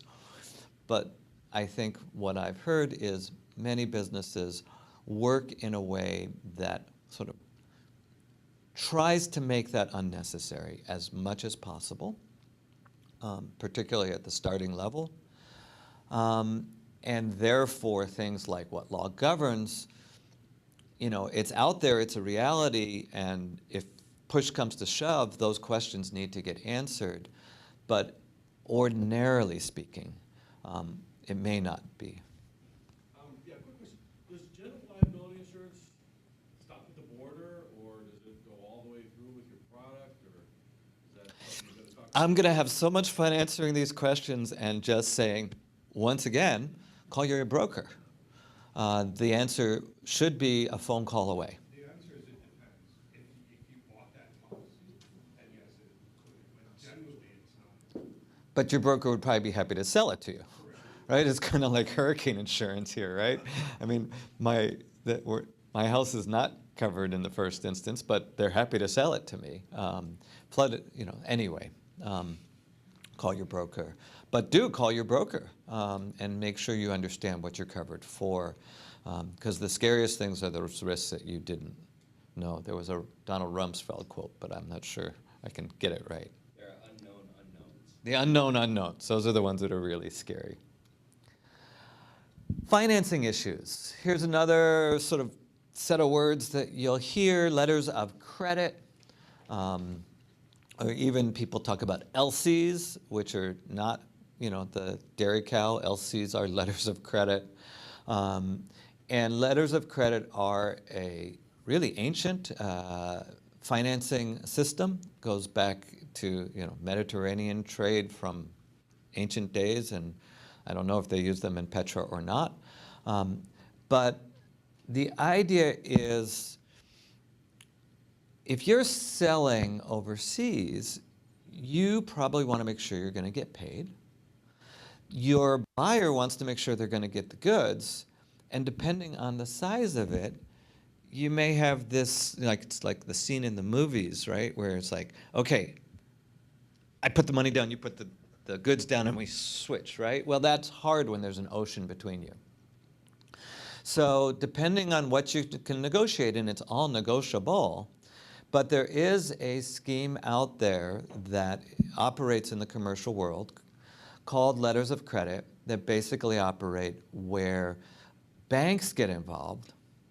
And to make it super simple, the bottom line is you get a promise from a bank here in Hawaii that if you deliver over the right shipping papers and other documents to the bank, they'll pay you right there. You don't have to worry about anything other than getting the goods shipped, having the right paperwork, handing it to the bank. And the reason why the buyer is okay with that is the paperwork operates in a way that the buyer then has enough protection to know that the goods are on their way. And they will get those papers that will have the value that they're looking for. Doesn't solve all the problems in the world, but it does solve a lot. In a small transaction and a lot of transactions, that may not happen, but it's out there. Go talk to your banker. They will, because they take a cut on letters of credit, they'll be more than happy to help educate you as well as make it available for you. As I said, there are a tremendous amount of resources out there. I agree with Rob. I think in Hawaii in particular, I mean, the fact that you're here today and I'm here today speaks to Hawaii and the infrastructure, the ecosystem in Hawaii in support of the ability to export. That exists throughout many places in the world, many US states, but I think Hawaii is pretty good at it. Kudos to DBED for that in doing it. So, and to a certain degree, Hawaii is a place where cross-border stuff is somewhat in our DNA, right? Because of our dependence on tourism, because of the millions of tourists that are here from particularly Asia, but also elsewhere in the world, we are accustomed to it. Doesn't mean we're perfect. I still would love to see, kilometers per hour on the freeways and more metric in the supermarket. That would be a good thing for our foreign tourists. So there's room for improvement, but I think more than many places in the United States, Hawaii is pretty good at getting the fact that exports are valuable and important. And so you can get help, shipping and customs agents, banks, particularly when talking about financing, and lawyers. There are some very talented lawyers in this city and in this state, some of whom we taught and can help you. Their services are not cheap, but they're there when you need them. And many of these professionals, even if they are not, so the government is there you pay your taxes and the government's there. But as to these others, they have business incentives to be speaking with you in the first instance and will often give you initial consultations to help you figure out what you need to do, and then whether or not working with them would be a good idea in the future. So don't be afraid to ask for a consultation and ask if someone would be willing to talk with you about your business, what it is you're doing, whether or not they can help you. And that may not be uniform for all of the professionals out there, but certainly I believe many are very happy to do that and be upfront about what it is you need and what you're looking for in that.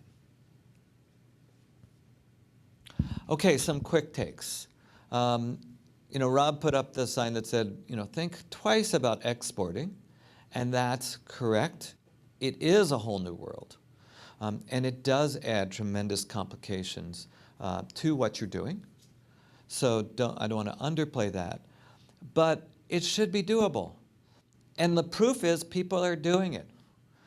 I can't get my Bubby's ice cream on Coin Street anymore because Bubby's started making, doing really well with exports. We have this natural advantage of the tourism market that comes in becomes familiar with our products and our services, as well as this, aloha for Hawaii. How many places do you know where you can go virtually anywhere in the world and you say, I'm from there, and you'll get one, that they'll know where you're from, and two, you'll get a smile and like, wow, that sounds really nice.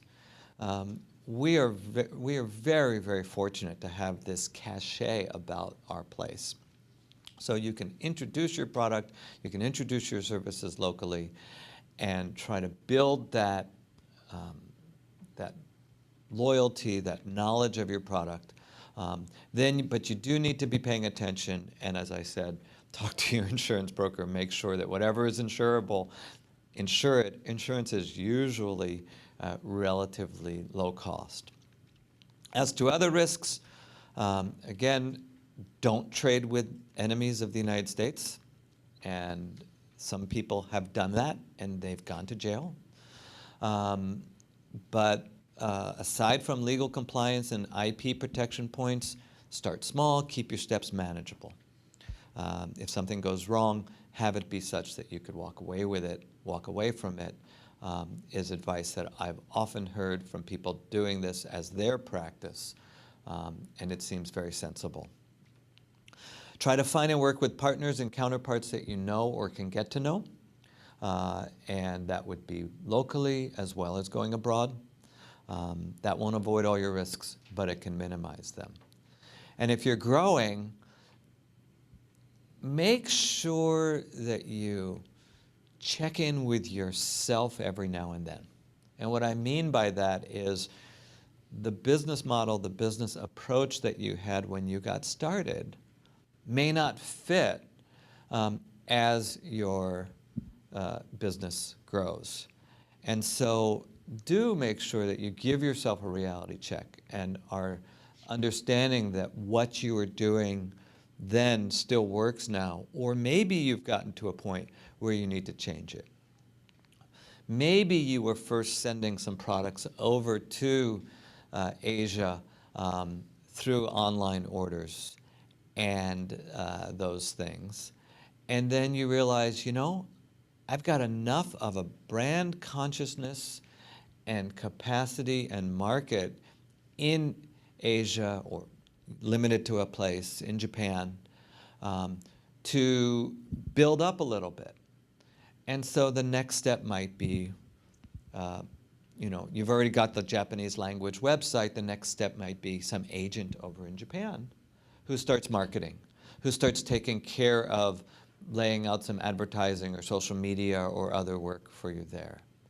And it may be that you just hire an agent to do that. You may move forward and then have that agent become an employee. And so you're actually setting up a small business over there. You may end up setting up a shop over there and grow from it. And so check in with yourself regularly and say, okay, is what I'm doing still making sense? Both from a business point of view as well as from a risk management point of view. Because that's, I think, a very valuable way to keep yourself fueled and hopefully out of trouble. So I've got some time, so thank you very much. And I've got some time for questions. And I guess I would say on services, the first one is what Rob had said about language, I think, becomes even more significant, because I'm not sure what your service is, but if you're dealing, once you start moving into services, you're really dealing with people, and it becomes, yeah. Basketball training development. Okay. So, and are you a Knicks fan? Yes. Okay. Since a kid, shot free throws with Patrick Ewing. Wow. So, so there I would say, obviously, the language can become important, but it's tricky because you have to, if you're trying, there's a business here in Honolulu called Surfer Girl Academy, that teaches surfing to Japanese tourists, and I believe they're fairly successful. But they mostly deal with a staff that speaks Japanese. And they're also based here. So all the more so if you're thinking about getting over to Japan to be doing it over there, you maybe can work with an interpreter, but I think language becomes crucial. And as well, talk to your insurance broker, because if you've got some teenager on a ball court, I think so. But at least you don't have to worry about Incoterms. Right? There's no FOB and CIF, it's just you're there. So it does change the profile, but I think some of the basics remain the same. One of the questions that, most common questions I get from companies we consult to is, I'm getting involved in the XYZ foreign market. What kind of contract do I need with my agent or distributor? And it seems like small companies are hesitant to negotiate if an agent from Japan sends them a contract, whether it's in Japanese or English. Small companies are hesitant to negotiate any points on that. So I'd like, first, the comment I'd make is everything in the contract is negotiable. But two, the question is, at what point do you recommend a small company engage an attorney to review these contracts that are coming in from potential agents and distributors and what have you? If you're signing a contract, you want to know what you're signing. I think that's a fair point. Now, part of it is to make, again, going back to that, it's the snake that swallows the rat, right? You don't want to, you can swallow the mouse, but you can't swallow the rabbit. So if that's an upsetting metaphor, then you have my apologies. But it's got to be, sized for you. I think if you're going to sign a contract, you want to know what's in the contract, because once your name's on it, your name's on it. And there's all those movies about the person who signs with in rock and roll or the music industry, right? And they sign, and then they end up so regretting what they signed. We just watched The Star is Born the other day. And I was kind of waiting for that to come out in the story, and it didn't, actually. I guess she was satisfied with the agent who first approached her in the film. But certainly there are those stories out there. I think the most important one, I guess, in any of those contracts would be understand your exit and understand dispute resolution. And so if you've got those two things in the document, then you can assess the risks. And if your exit and your dispute resolution terms are ones that aren't in your favor, then that tells you that the significance of the document keeps getting higher, and you better make sure it's something you're comfortable with. Sorry, if I turn on my microphone, we're going to have feedback. If a small company decides that they would like to draft their own contract for an agent in Japan, and they go to an attorney and ask, can you help me with that? Do you have any idea what does that cost approximately, locally, roughly? No, because there's so many wiggle words in there. Small, the contract, what the terms are. But I wouldn't recommend that you draft your own. Now, there is something called the International Chamber of Commerce, the ICC, and they're the ones who actually put out the Incoterms. They also have model agency agreements. And I just ordered some of their books for the Richardson Law School's library, which is open to the public, right? So I imagine DBET and these other resources have those things. But the ICC does create model agreements. And the nice thing about working with a model agreement is some nice things. One is it's probably available in multiple languages, and so it's already been translated. And then secondly, you can use it as a reference point to say, well, this is designed to be a fair working document. Right? And so if we start with this, then we're at a neutral point. And then you can negotiate particular terms. But the best advice I could give you on getting a lawyer is referrals. Hawaii State Bar Association makes referrals. So you could call them and say, I've got this problem. Can you suggest some lawyers who might be able to help me here? And then again, in that first instance, ask for a consultation where you describe your work, you describe your project, and you try to get some clear enough understanding of what costs would be involved. Okay, that's great. Can you make one comment about Foreign Corrupt Practices Act? Because I've seen even small companies can run afoul of that.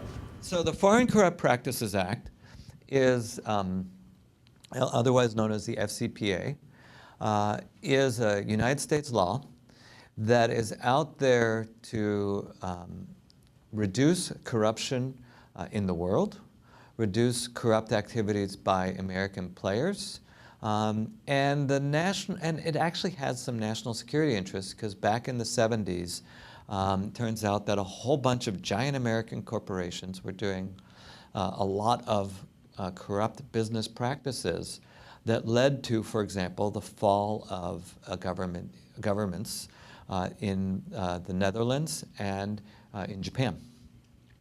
And so the United States Congress looked and said, that's not good that our business people are out there being corrupt. But even so, more importantly, it's not good if their corrupt practices start implicating our geopolitical interests. And so the United States passed a law that said you can't be out there bribing people when they are government actors and making policy decisions. And it's a very far-reaching law. As I said, you can't close your eyes and pretend you didn't know somebody was doing something if you should have known. And then another layer that makes it more complicated is that there's a lot of places in the world, particularly communist or formerly communist countries, but even in capitalist countries, where there are state-owned enterprises. And so if you're dealing, for example, especially China, but Vietnam is another example, where your counterpart may be a part of a state-owned enterprise, well, they are a government official or a public hospital.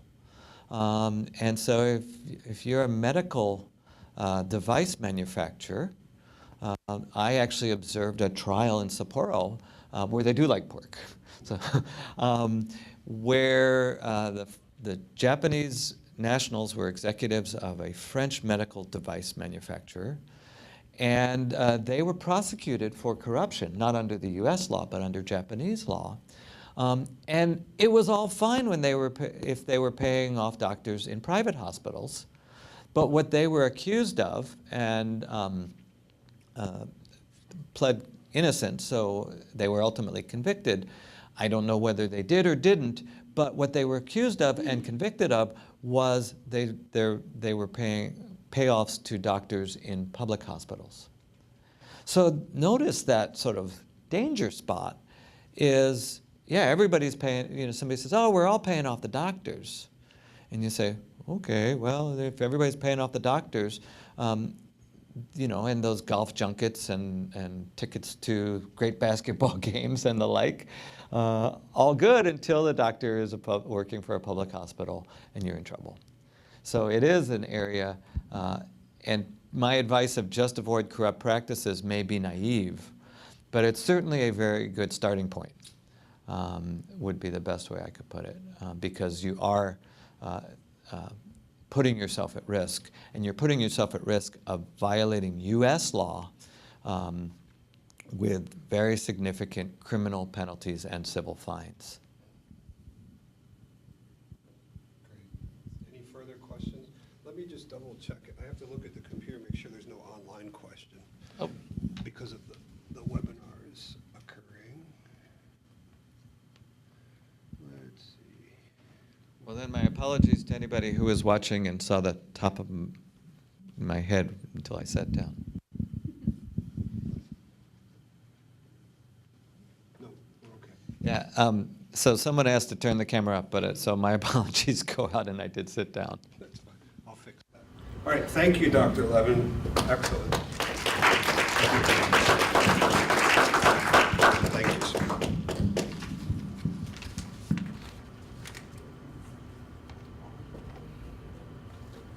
By the way, you're coming back April 18th. Do I know that? Soon you will. You will. Well, I did just find out. Yeah, we will have a very specific legal seminar just focused on that sort of aspect on April 18th. I hope you're planning to come back. And good luck to you all. I mean, it's really exciting to see you here and to think about what you're doing. I wish I had time to hear about what you're all doing because it really does shape our state. It's not just your business, it's part of what makes Hawaii special. And so, good luck. Thank you. Thank you. Our next speaker is Naomi Masuno, Vice President at the Bank of Hawaii. She's been active with the Hawaii Pacific Export Council for many years. Roughly how many, do you know? 8? Great. Thank you for your support all that time. Naomi is going to talk about finance, which is an important topic for exporters. There's a specific part of this which she'll talk about SBA loans, and there's a resource book that SBA dropped off here this morning. Do you guys all have that? Okay, just make sure. And I'll give you this. It's up to you, whatever you're comfortable with. And I'm just going to duck out for 1 second, and you can advance the slides right here. Okay? Can I stay up there? Or Sure. You want me to sit? Whatever you prefer. You don't mind? Okay, I'll sit then. Okay. Then you can see the screen at the same time. Yeah. I'll be right back. Okay. Here's your microphone. Okay, I'll sit. Okay. Morning. So much information, huh? The doctor was talking about surgical equipment, and I have a story. I had a customer who made surgical, and they sent a sample to someone. They ordered it. Person was in China. The person sent it back. We don't need it. And can you guess what happened? They copied it, yeah. And so you got to be really careful. So we have laws in America, but in these foreign countries, they don't have so many laws that we have. So the thing you need to take away is just be careful of where you're going and what you're doing, because there's so many people out there that want to steal your money or steal your idea, or just take your whole business. Okay, so just be careful of what you do. Do you all know the Business Action Center on Nimitz? Have you been there? Okay, they have an attorney that sits there about once a week. You make an appointment, and it's no charge. So if you have a quick question, you need an attorney. These guys are real attorneys that work for big companies, and you can sit with them and get some help. So there is help out there. You don't need to go it alone. You've got help. So we're going to be talking about financing. So you have all these great ideas. You find out about marketing, about pricing, about shipping and all that. So how do you set your price? Because your price will determine how you're going to do your business plan, your financing, see if you need any money for cash flow, right? So I'm going to advance my screen. Rob.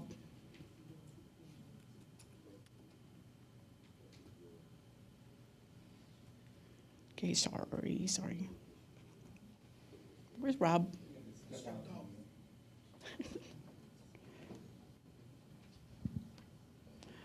Okay, I'll do this manually. Okay, so you determine your price because there's so many things that go into how you price your goods or your services, right? You gotta really do your homework because there are so many different parts on trying to fix your price. How much you're gonna sell, how much you're gonna charge for your services or your goods.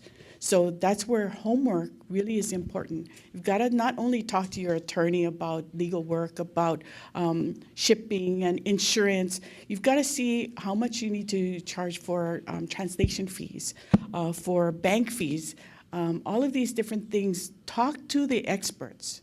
When you talk to your insurance agent, for instance, you have goods that are shipping, you want to make sure you cover every step of the way, right? You want to cover from here to the ship, on the side of the ship, on the ship. You want to make sure, because, did you see that big Matson container ship that was the biggest in the United States? And you know those containers, right, Dan and all, they fall over. Yeah. Yeah, so. Lloyd's of London. That's right. Voice of experience. Yeah, your container can fall over the ship. And so if you don't have any insurance on it, well, sorry. Hokulea says they see a lot of these containers floating around in the ocean. Okay, so make sure your insurance agent helps you with getting insurance. You're covered all the way, and you're not when your shipment gets to the dock on the other side, make sure it's still being covered until someone else picks it up. Okay, so every single way, make sure you're covered. Even if you're doing servicing, if you're going abroad physically, you want to make sure you got insurance, medical insurance in the foreign country. But talk to your experts. Currency fluctuation, you want to always kind of pad things because if you watch the currency and it's fluctuating a lot, what you think you're going to get, so your buyer is paying a certain dollar amount, but the amount that you get might be different. So you want to check on padding your pricing. Okay, so now you have your price, you want to sell it, okay? You're going to make your offer, someone's going to buy, you got to tell them how you want to get paid, right? So who sells things abroad? How do you get paid? Credit card. Credit card? Okay, anybody charge back in 3 months? No, not yet. Okay, credit card is so simple because you think you got an approval, but guess what? That could be a stolen card. Okay, or they may say, I didn't like this is not what I ordered. 3 months later, they can talk to their bank and say, hey, this wasn't authorized, reverse it out. So you get a debit on your account. They took the money out of your account, okay? And so you're out that money, and sometimes you can't dispute it because they have documentation or you don't have documentation or something that you might not be able to recover. So you already sent the things and you might lose the money. So that's risky too. Okay. Who else sends things abroad? Rob? What kind of payment options? Generally, credit card through PayPal. I like having PayPal or something like that in the middle. The larger orders, we've done letters of credit, but that to me is going a bit away. And I definitely like PayPal or something like PayPal. Okay, you know PayPal, they can charge back too, right? Okay, so PayPal is pretty good. It's a little bit more secure because they check you out. They check out your accounts and make sure the account is valid, okay?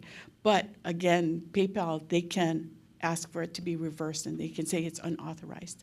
And by the way, if anybody wants a copy of this PowerPoint, I have copies here if you want to get a hard copy. Okay, so you're going to check with your bank on how much it's going to cost you for that service, because when you have a charge card service, you're being charged, what, 3% per item? No, it's like under the Costco one, Under 2 for Costco. like 2 something. Okay. So you want to shop around and make sure you've got a good discount rate. And what are the conditions on that charge card? Because sometimes with PayPal or some other companies, you might not get the money right away. So you always want to check out how you're going to be getting that money and how much the fees are. So check with your bank. to make sure that all of the fees are covered. If you're going to do a letter of credit, for instance, you want to make sure that all of the fees of the letter of credit are being covered, and what documents, and what's the timing on that. So you always want to make sure with your bank that you know how much to add. Okay, so your options are low risk, you get payment in advance, like credit card, checks, wire transfer.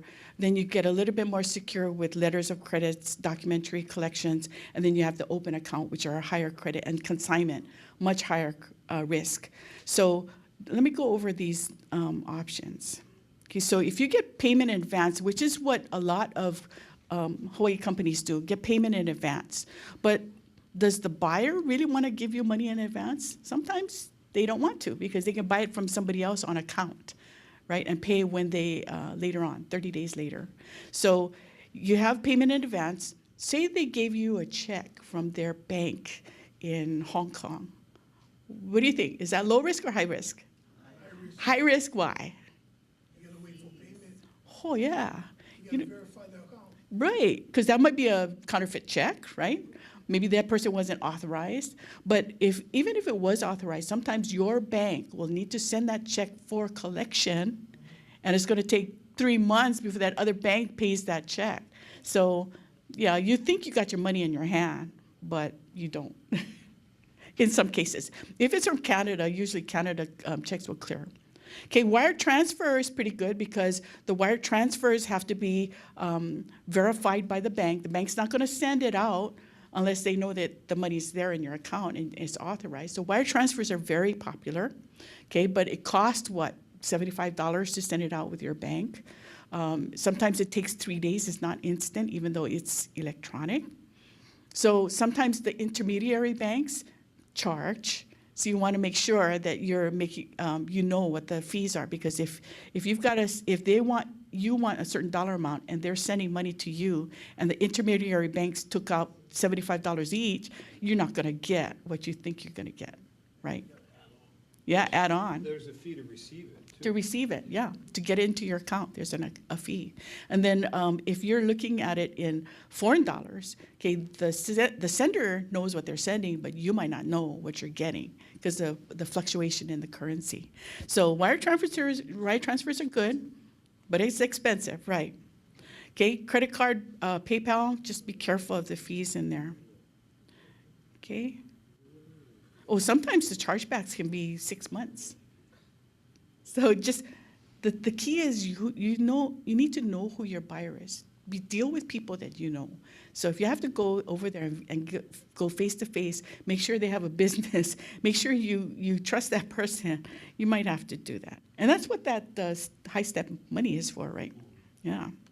Okay, letters of credits are issued by the bank. So if you come to Bank of Hawaii, you need a letter of credit to send to someone else, your vendor. You need to put money in the bank before we'll issue that letter of credit, okay? Because that's our guarantee, the bank's guarantee that the beneficiary is gonna get paid. So if you're the beneficiary, you're receiving that letter of credit, you know that that bank has that money, they're guaranteeing. So just make sure your bank checked out that bank to make sure it's a strong bank, okay? Because not all banks are strong. Make sure that you know what all of the conditions are on the letter of credit, because sometimes it'll say it only gets paid when there's a bill of lading, if there's a full shipment, no transshipment, no partial shipment. All of these conditions you need to negotiate so that you know what you're getting and what they're getting. So this is pretty good for buyer and seller because the buyer knows that they're going to get that shipment that is described in the bill of lading in the shipment, okay, and he's got his money on the line. It does not, though, say what the quality. So he might have a bill of lading for goods, but the quality of the goods is not guaranteed, right? Okay, so when you do a letter of credit, go to the bank and find out what the conditions are. Yes. This is still kind of off topic because it involves more about services than more so than product. Like, would the same rule apply to say services? Okay, so even for services, you want to know how you get paid. So you can do a letter of credit too for services rendered. So in the past, we had a whole big department that did letters of credit because everybody did letters of credit. In Philippines, you had to have a letter of credit. Okay, but nowadays with electronic things, you can do it other ways. So it might be on an invoice that the service was rendered. So it depends on what the conditions are. It's still basically the same because you're transferring money. You know, you've got to get paid just like somebody who's making a product has to get paid. So you'll have to figure out what your terms are. You know, do you get paid 50% when they place an order with you, and then another 50% when you finish, but you're still getting money sent from a foreign company to you, so it's the same. Yeah, so letters of credit can apply to services as well. So just the terms, you're not going to have a bill of lading, but you're going to have maybe an invoice that says 50% or I finished the work. So you just the conditions of payment need to be specified. Okay. Okay, so there's another thing called a documentary collection, and this is not as hard as doing that as a letter of credit because you don't have to put money on deposit with the bank. So the buyer is going to send you're going to send a draft and ask for that bank to make the payment. But there is some risk because that draft may not be accepted. Then you have the open account. So open account is you do the sale and you're giving the person 30 days, 60 days to make the payment. And so it makes you more competitive, but very high risk because they may not pay you, right? Okay. So you want to make sure that all of your terms are there, but it doesn't protect you if there's a political risk or if there's a currency risk where they can't send any money out. So there is a lot of risk on open account. So what you can do is if you have an open account or you have a receivable, Exim Bank has this thing called credit insurance where you can buy insurance on that invoice, okay, and they will insure against certain things like act of war, bankruptcy, inconvertibility of the currency, and this will help you have a stronger receivable. So when you're going to the bank and you do a loan based on the receivable that you have, okay, bank's going to give you money based on that. And when you get the money, the payment, you pay the loan back, right? So it's cash flow. It's helping your cash flow. The bank will feel more comfortable with that receivable if you've got this insurance because the insurance will cover you on certain things. Okay, so you go to that website and you can get more information and you apply for that insurance online.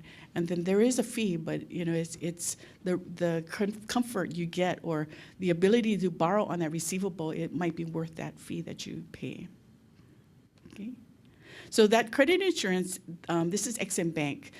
It's an agency of the United States, so they do have rules because it's a federal thing. So you need to be small business by SBA standards, Small Business Administration standards. So they have size standards according to your NAICS code. Yeah? It needs to be export credit sales. You have to have some experience, and then it has to have U.S. content. So services, I guess you're all U.S. content, right? Okay.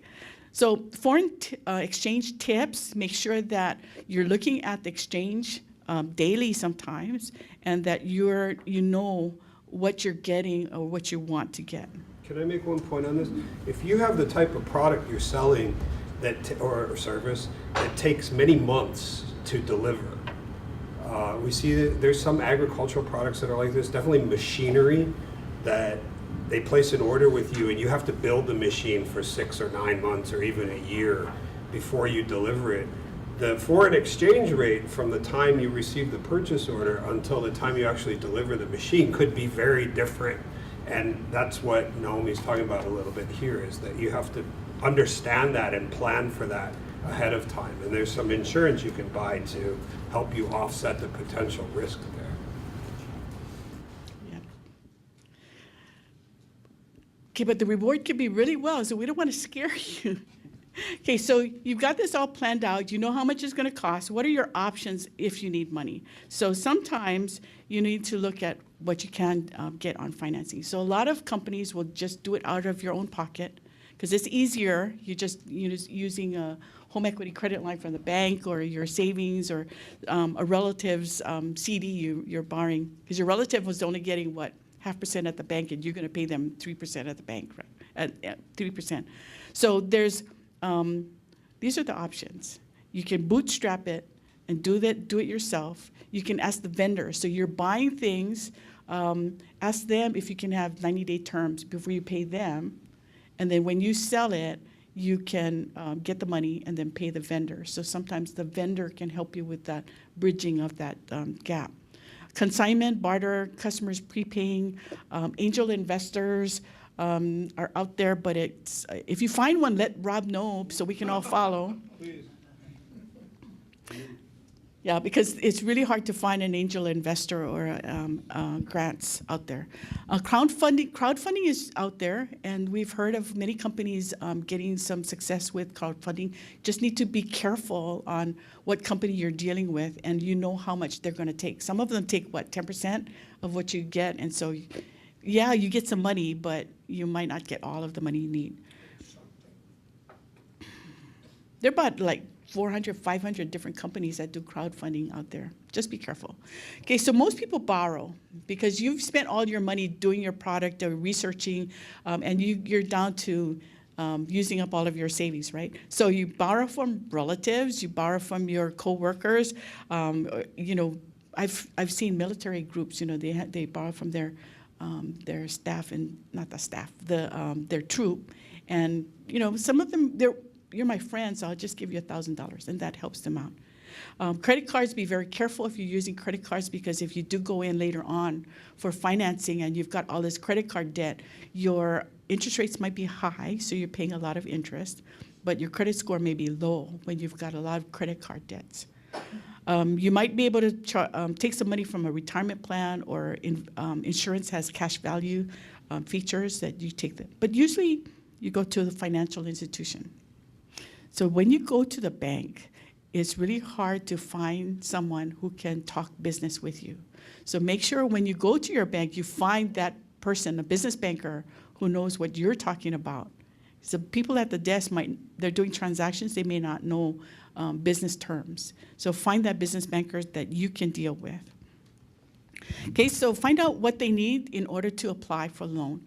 You might need a loan package that has the application, the financial statements, organizational documents. So your organizational documents are your IDs for the company. So you make sure whatever the name you have on when you registered your company, that's your legal name that you're using. We need to be registered with the banks. You need to be registered with DCCA to be doing business in Hawaii.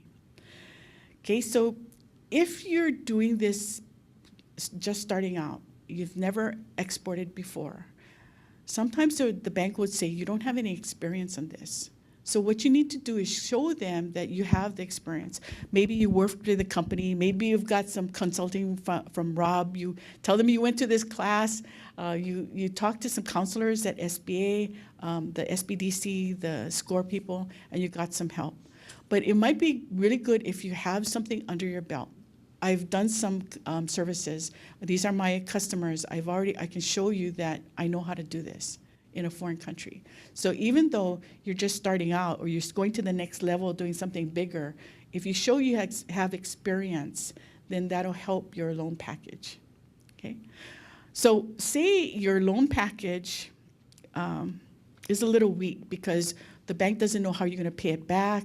We don't know who your customer is. It's in a foreign country. We don't know if your projections are realistic. We don't know what kind of cash reserves. These are the kind of things that the banks look at, the 5 C's. So we're looking at your credit score.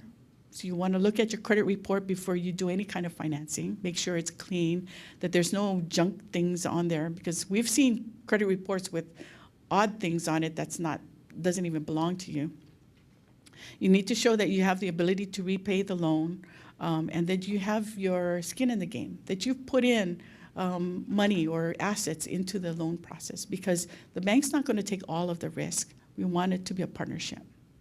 So say after all of this, you're still a little bit short. you're still a little bit weak on your business plan or your loan package. That's where SBA comes into play. So what SBA does, it's a partner for the lender. So lender says, hey, SBA, this package has merit. Okay, it looks like it's a go, but it's a little weak because maybe the credit score is a little low.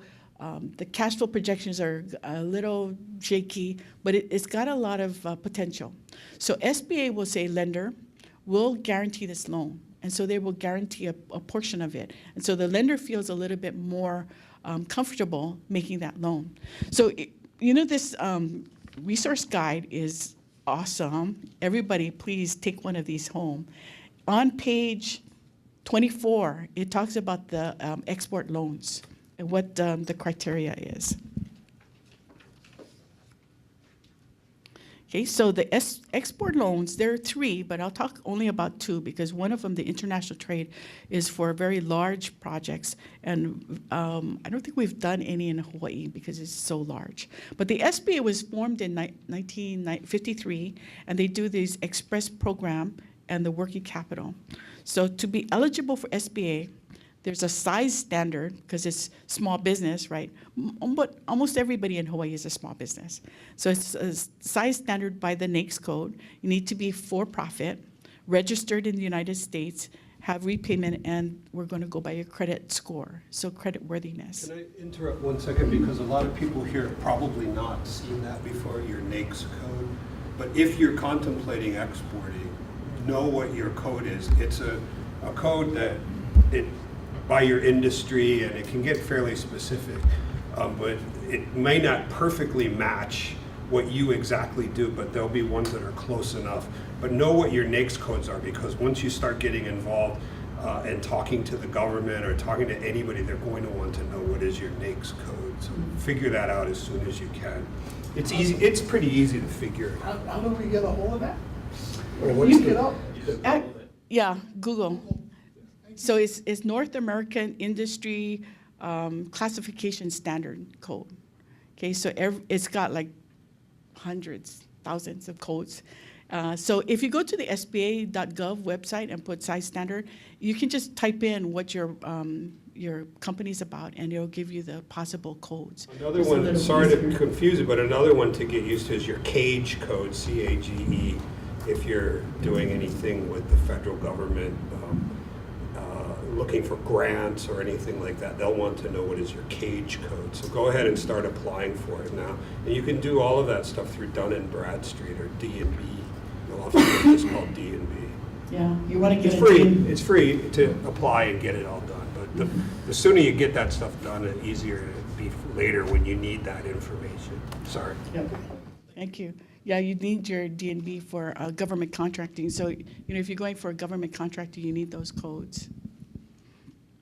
Okay, so credit worthiness, and then ineligible would be nonprofits, co-ops, if you're doing life insurance, pyramid, so like Amway is a pyramid kind of company. Gambling, of course, it's a government loan, yeah, so kind of think they're not going to do loans with certain kind of companies. Okay, so export express conditions need to be in business for 12 months. Okay, the loan proceeds have to be for exporting. So you got to show that you've got exporting experience, and you're going to be using this money for exporting. Okay, up to $500,000, and it can be a line of credit or a term loan.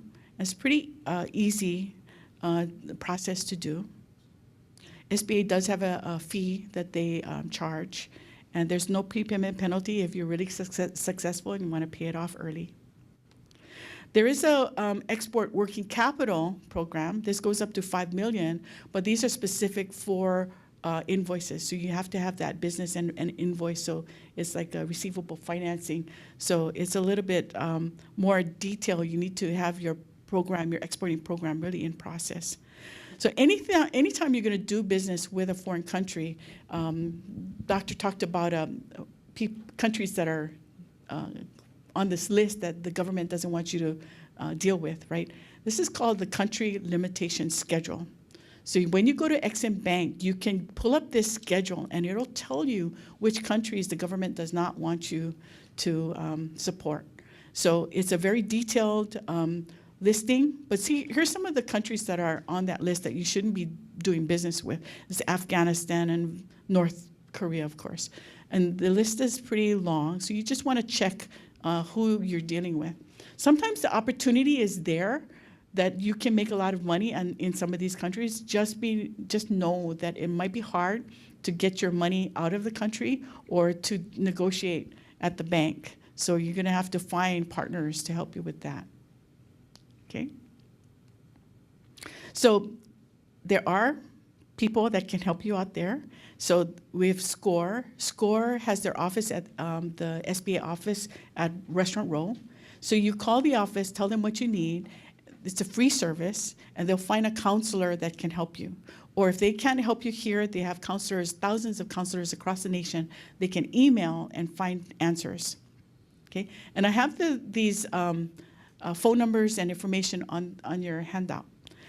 So SCORE is no charge, SBDC is no charge, and you've met some of the people here, Dennis and Laurie.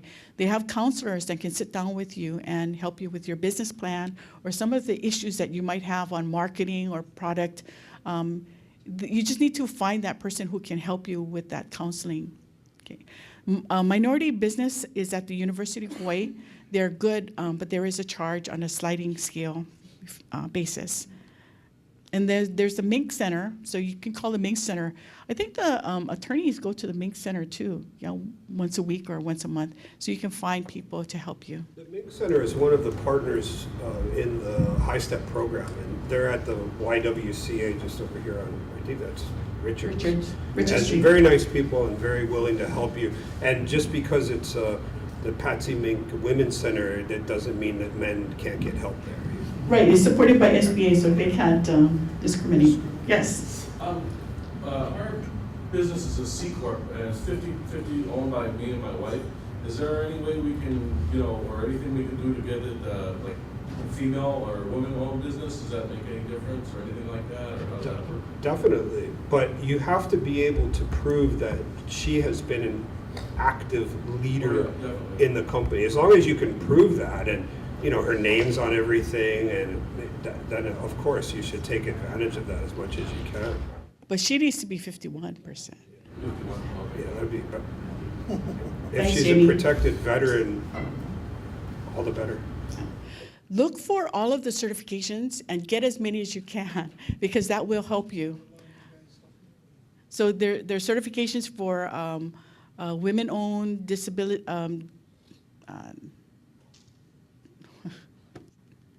If you're disadvantaged. Disabilities and minorities. So get as many certifications as you can, because if you're going for government contracting, that'll help you. Okay, so SBA has a trade office. They do have a local person at the SBA office. Everybody knows Mary Dale, right? Mary Dale, yes. She was here very briefly this morning. Mary Dale is a really good resource, but there is an international trade officer. That's James is a new guy in Portland, so he can help as well. Okay, and then all of these websites have awesome information. Of course, the Hawaii Pacific Export Council has classes that you can attend and seminars, and they can have specific seminars on countries, different countries that you can deal with. But there's this export business planner template at the SBA.Gov website. You got to see this planner. It's got a lot of great information, and you can't print it out, but it's 193 pages, so you might want to just read it when you're trying to go to sleep. But really good information on the website. There is USA.gov. There's import-export information. If you're doing agriculture, agriculture has information, and the Export-Import Bank has that country limitation schedule. U.S. Census Bureau has this thing for foreign trade. So they have some numbers. If you need to do some research and get numbers into your business plan, the census will help you with that too. Okay, so I did that sheet really big so you can see those websites, and go check it out. There's a lot of information, great information out there. And then, any questions? Any banking questions, financing questions? Yes? Are there derivatives on currencies? I'm sorry. Derivatives on Derivative. currency. There are.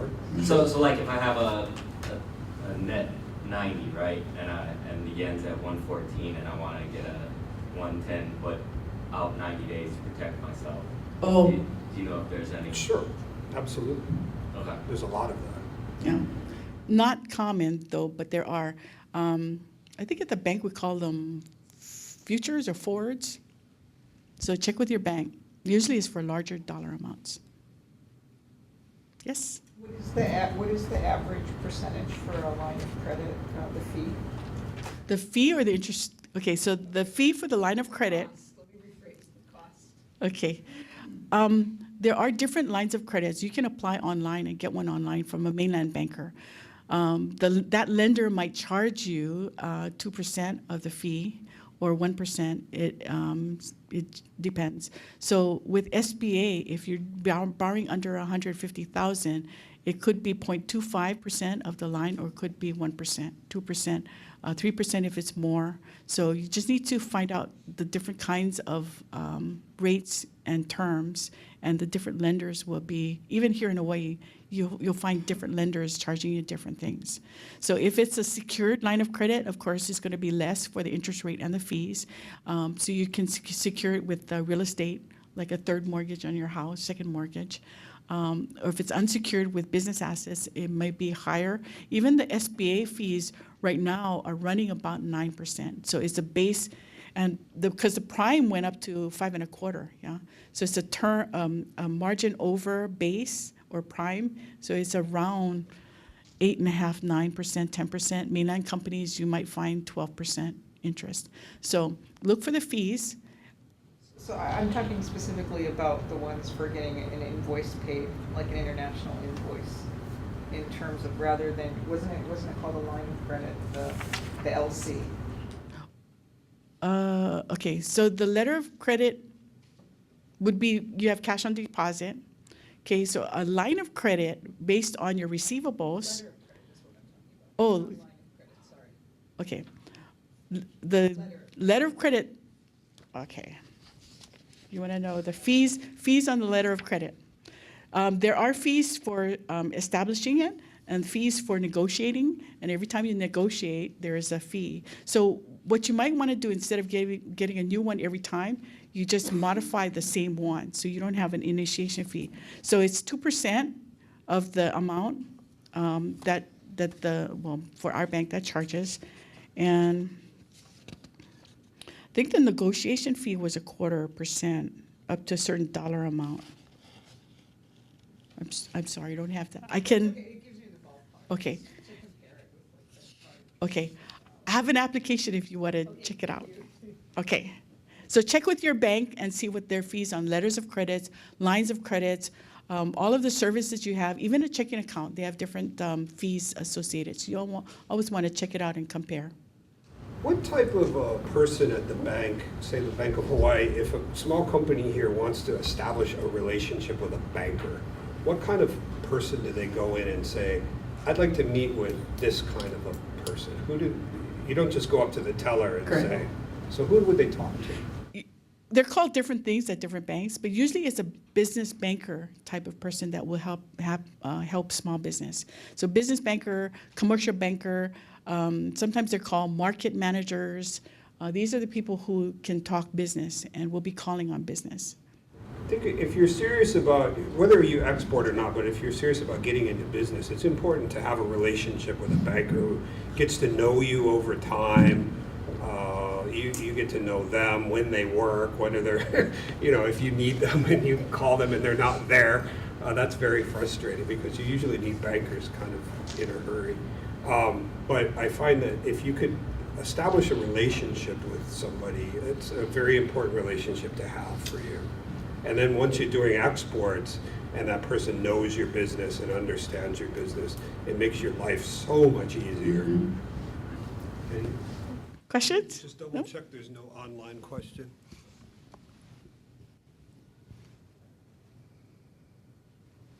So go through this book. They've got so much great information about loans and business plans and how to approach your banker, what goes into a business plan, loan package.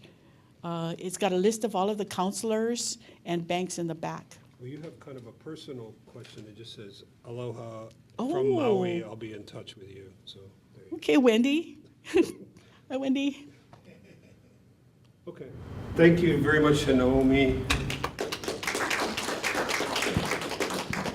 Thanks very much.